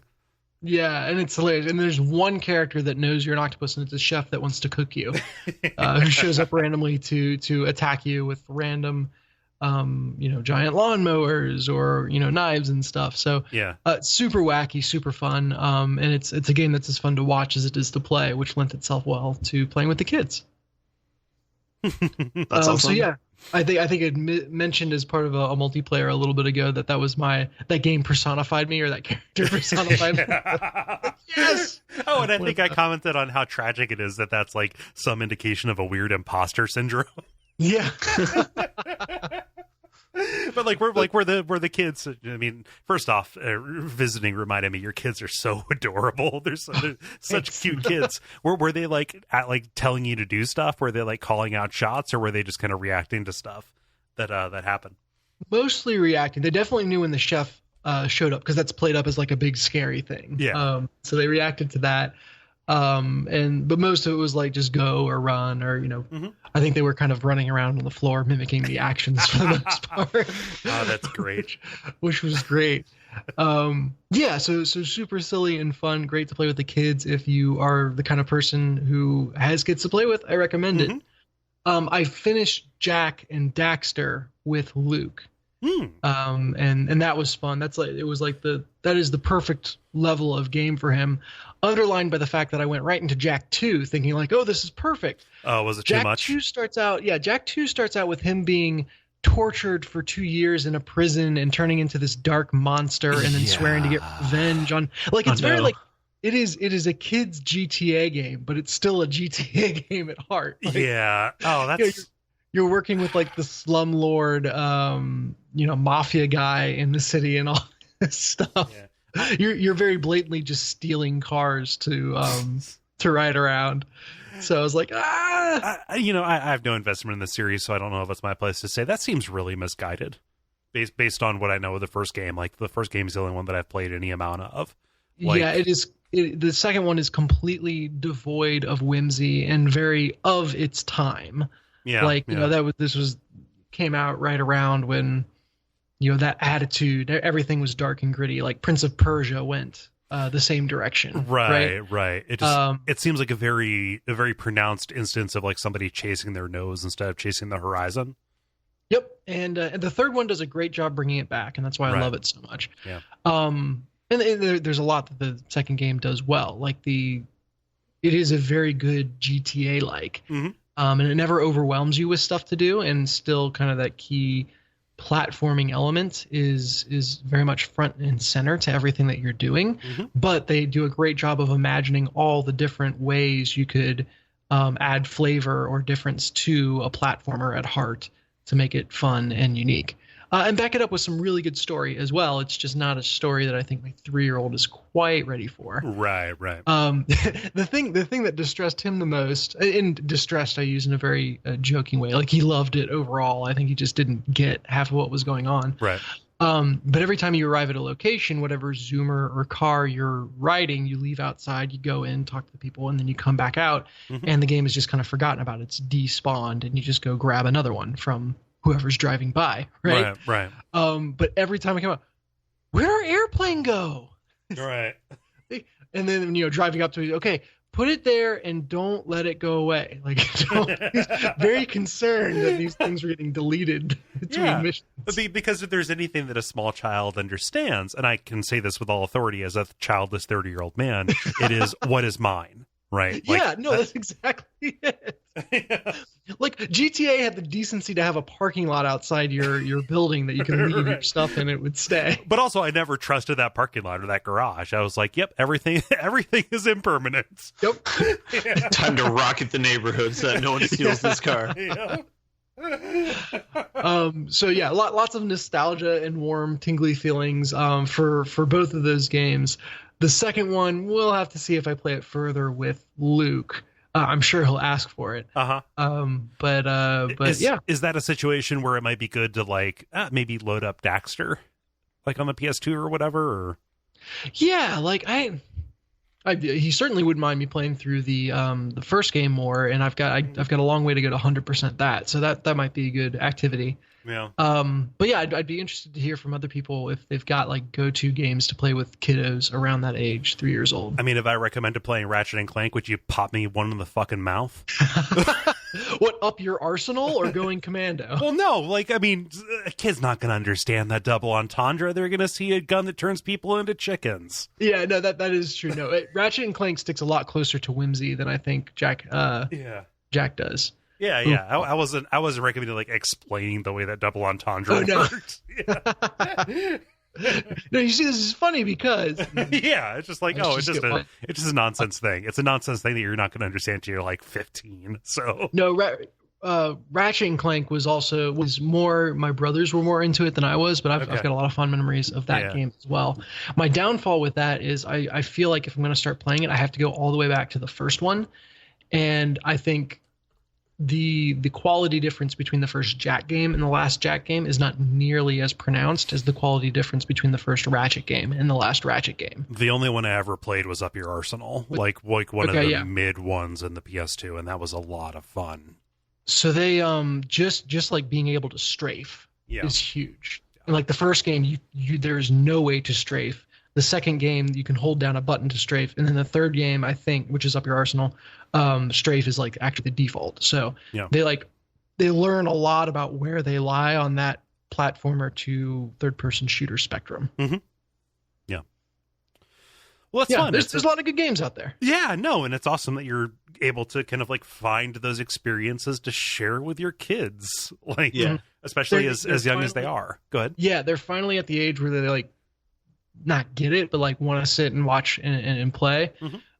And so I'm looking forward to the next milestone of them actually being able to play with me, which will be a whole new level of fun. Yeah. And then we will bust out the Rayman games because those things are like, childhood in a game. Yeah.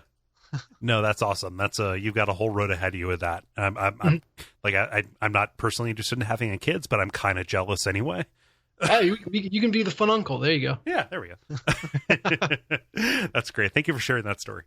Yeah, that's me. That's everything, I think. Okay. I've been a little bit more boring. So, not true.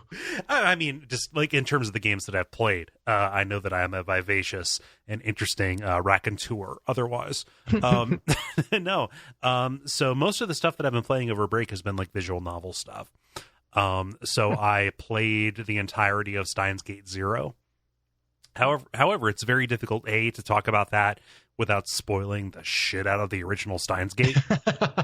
Sure. And B, like, it's like reading a comic or reading a manga. So it's difficult for me to say like, hey, this is what the game does, because it's almost just kind of barely a game, like even less so than Danganronpa. So I feel bad about being on a tear with these things for as much fun as I'm having doing it. Like going back and spending time with these characters from Steins Gate was very satisfying. Like I like those people that are presented there. I like the kind of mechanics of time travel that they built into that. Mm-hmm. The structure of this one is a little bit different. So with the minimum of spoilers, like in the first Steins Gate, the different endings are arrived, after you have, after the story reaches a certain kind of a pace, like in basically the back half, every chapter has an alternate ending that is like, one that you can choose to pursue that is related to like an individual character. It's not like a dating sim kind of thing, but like it is like, okay, I'm going to follow this person's path and then hit that. And then you go back to the branching point and then you continue forward. In Steins Gate 0, so I should probably go back to the beginning. This is a game about some people who accidentally discover the ability to time travel by sending text messages back to the past and then altering the world line. And your main character is the kind of like one of the only people who has the ability to like understand that things have changed. So like he stays consistent, whereas everybody else, continues going on like it was, and then. It explores every possibility that relates to that. Like, what if there's only one person who notices that things are going weird, right? Mm-hmm.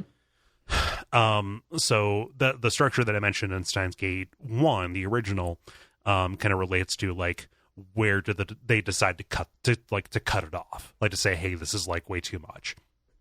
Steins Gate Zero is more like you play the initial chapter and then things kind of branch from there to like 2 major paths that have 3 endings off of them, and then like one path that sends a piece of information back to the beginning of the other path that unlocks the true ending at the back of it. So it's a little bit more of like an exploration kind of thing, because again, like the thing that gets sent back in time is information. So it is like you sending info from one save to another to get that.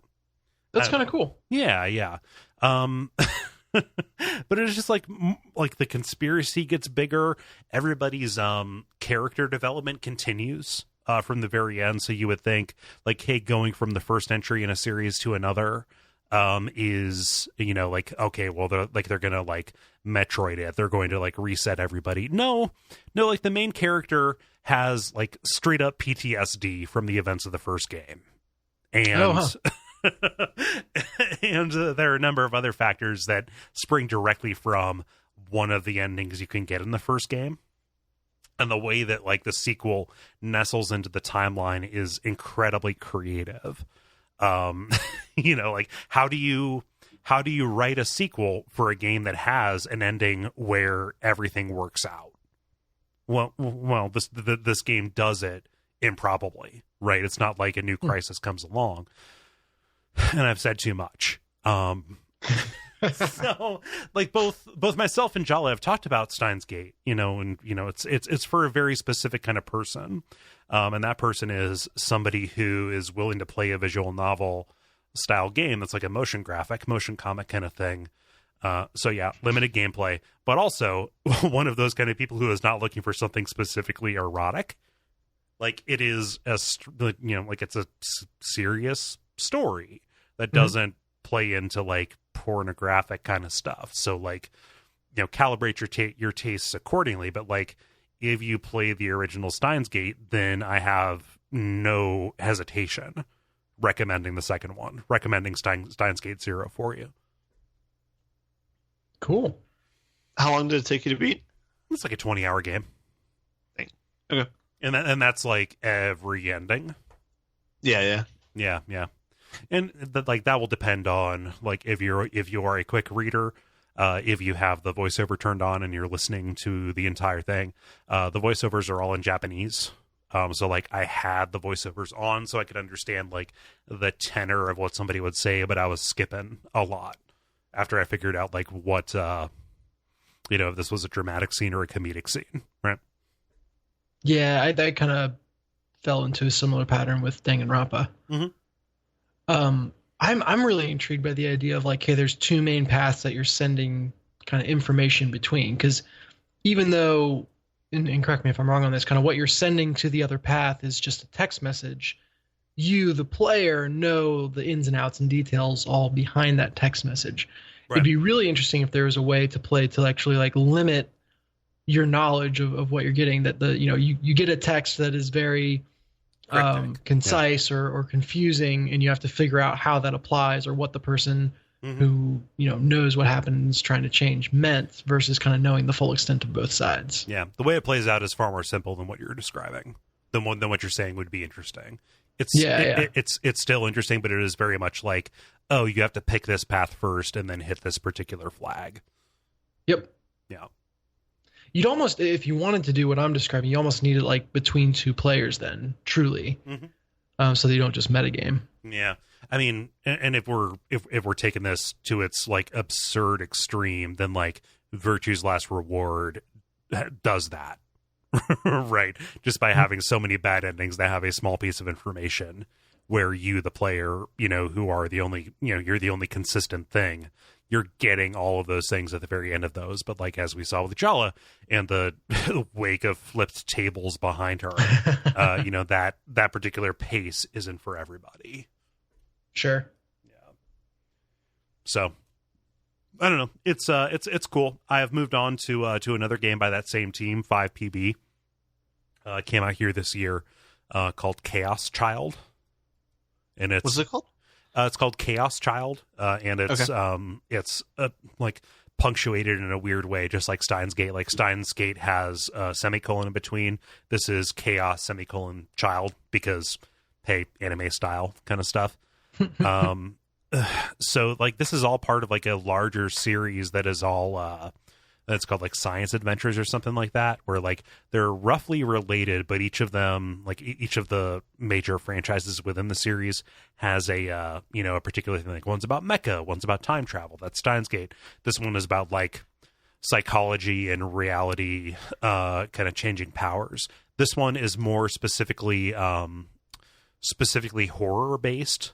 If the opening chapters are to be believed, and the idea is that like your character suffers delusions that are so powerful they alter reality themselves. I haven't played enough of it to talk about it with any real kind of authority about where it ultimately goes.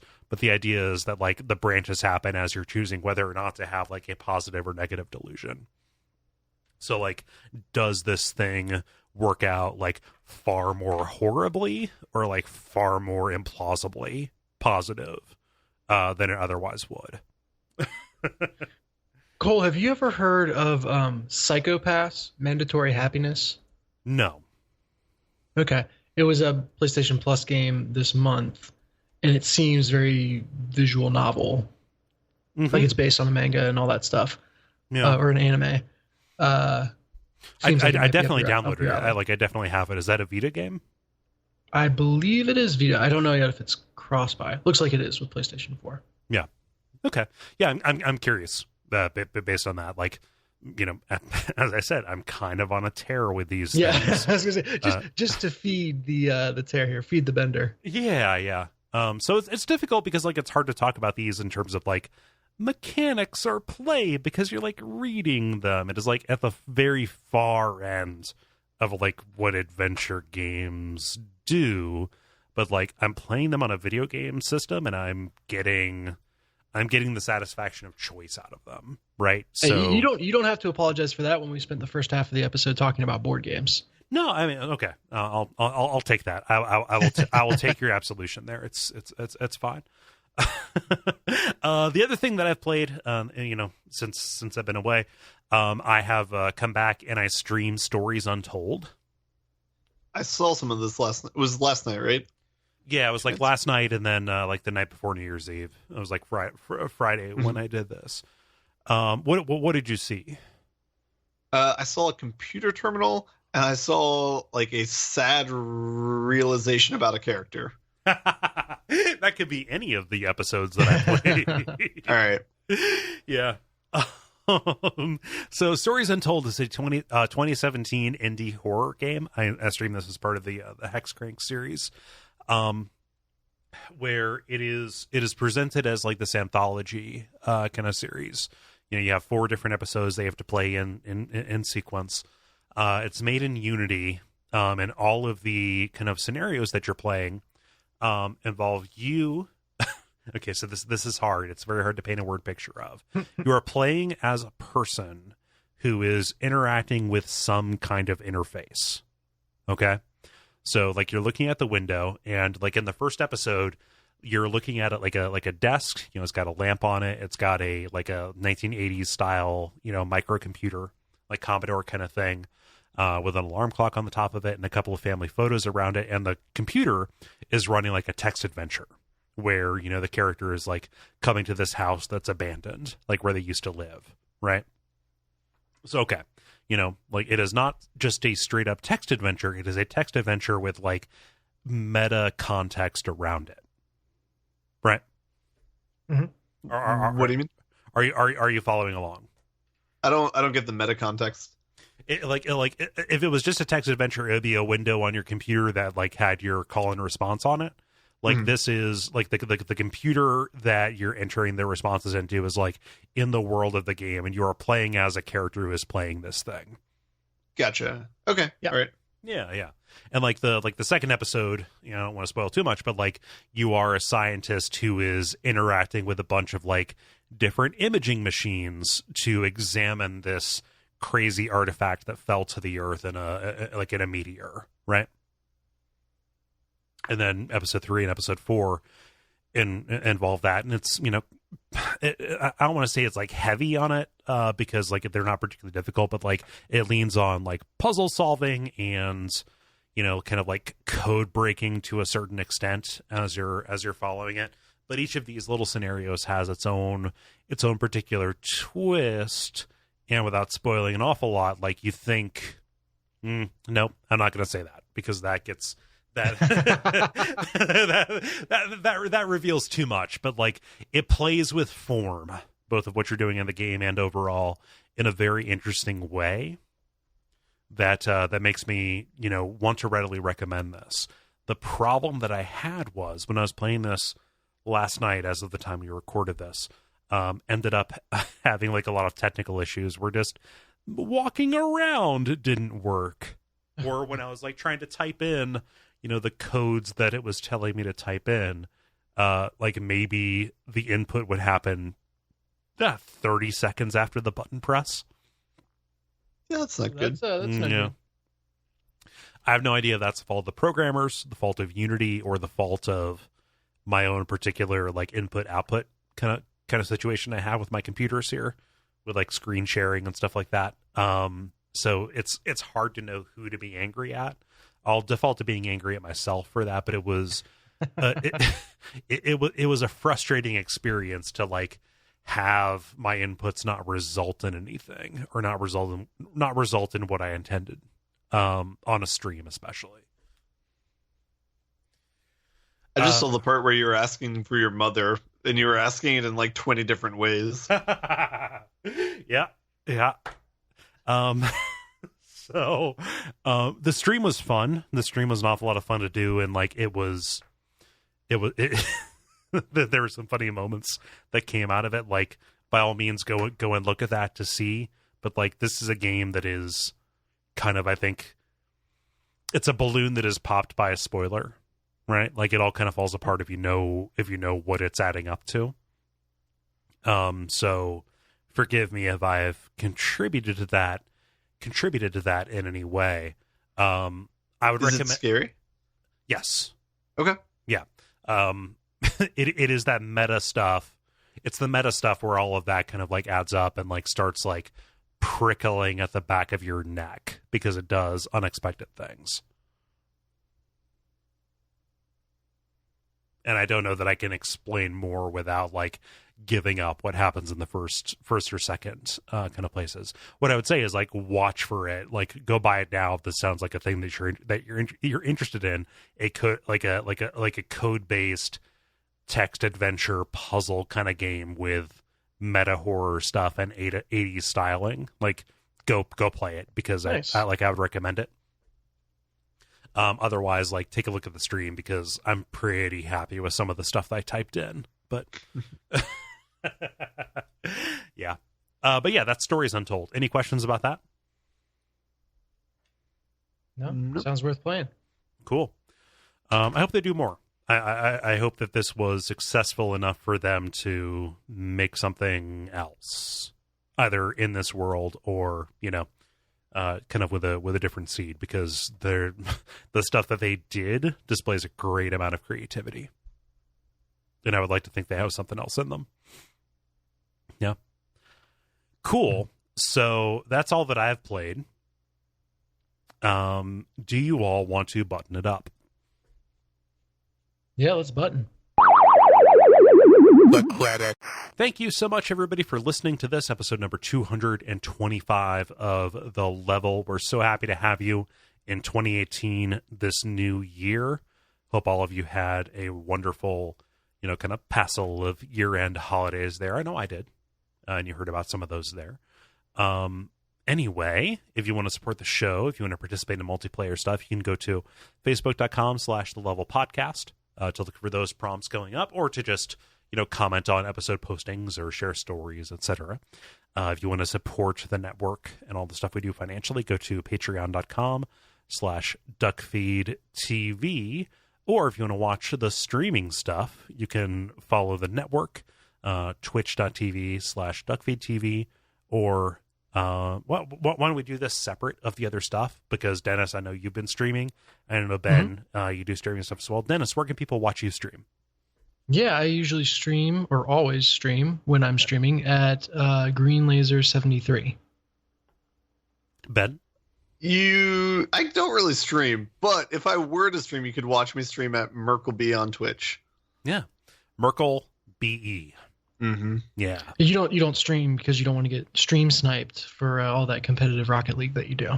That's right. I can't give away my moves. Wait a minute, stream sniped? Stream say it's an insanely fast connection that allows you to stream snipe in Rocket League. Oh, so it's like you watch somebody play Rocket League and you join the same game and you use that for valuable intel. Right, yeah. Yes. Okay. More of a thing in like Hearthstone than it is in anything action oriented. Okay, there we go. That makes a degree of sense to me. Mm-hmm. Yeah. So cool. Well, I have been Kole Ross at Kole Ross on Twitter. I've been Dennis Furia at DFuria on Twitter. I've been Ben Merkel at Merkelizer on Twitter. And stick around for some titles.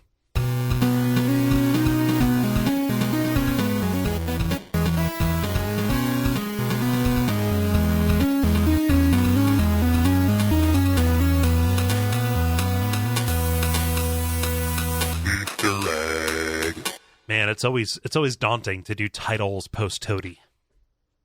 The pressure's on. Yeah, we're in the shadow of Monolith. I know, right? It's like like 4 months from now, it's not going to be a thing. But right now, I'm comparing what I have written down, the two I have written down, to what won the popular adulation. So who has some titles? I have one. Okay. Oh, go ahead. I have rockets, which are exactly what they sound like. Can you remind me of the context of that? Yeah, Dennis was describing a game. I think he was describing heavy bullets. He says something about a laser. He's like, this, and rockets, which are exactly what they sound like. Oh, I like that a lot. That's good. Dennis. Yeah, I've got 5. I've got I Am a Valid Human. Early on. Storm Dancer 2. Okay. That's an expensive button. What was that in relation to? The PS4's touchpad. Okay, yeah. He got fermented from our beer chat. Right. And then She's All Crumple Zone. Okay. I have technological time coffins and contract cupcakes. Huh, good alliteration there.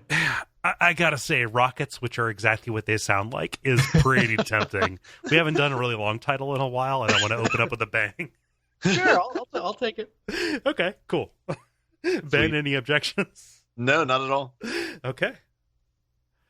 Cool. All right. Well, oh shit. No, I don't want to. I do not want to enable dictation. macOS. No. Don't ask again. Okay.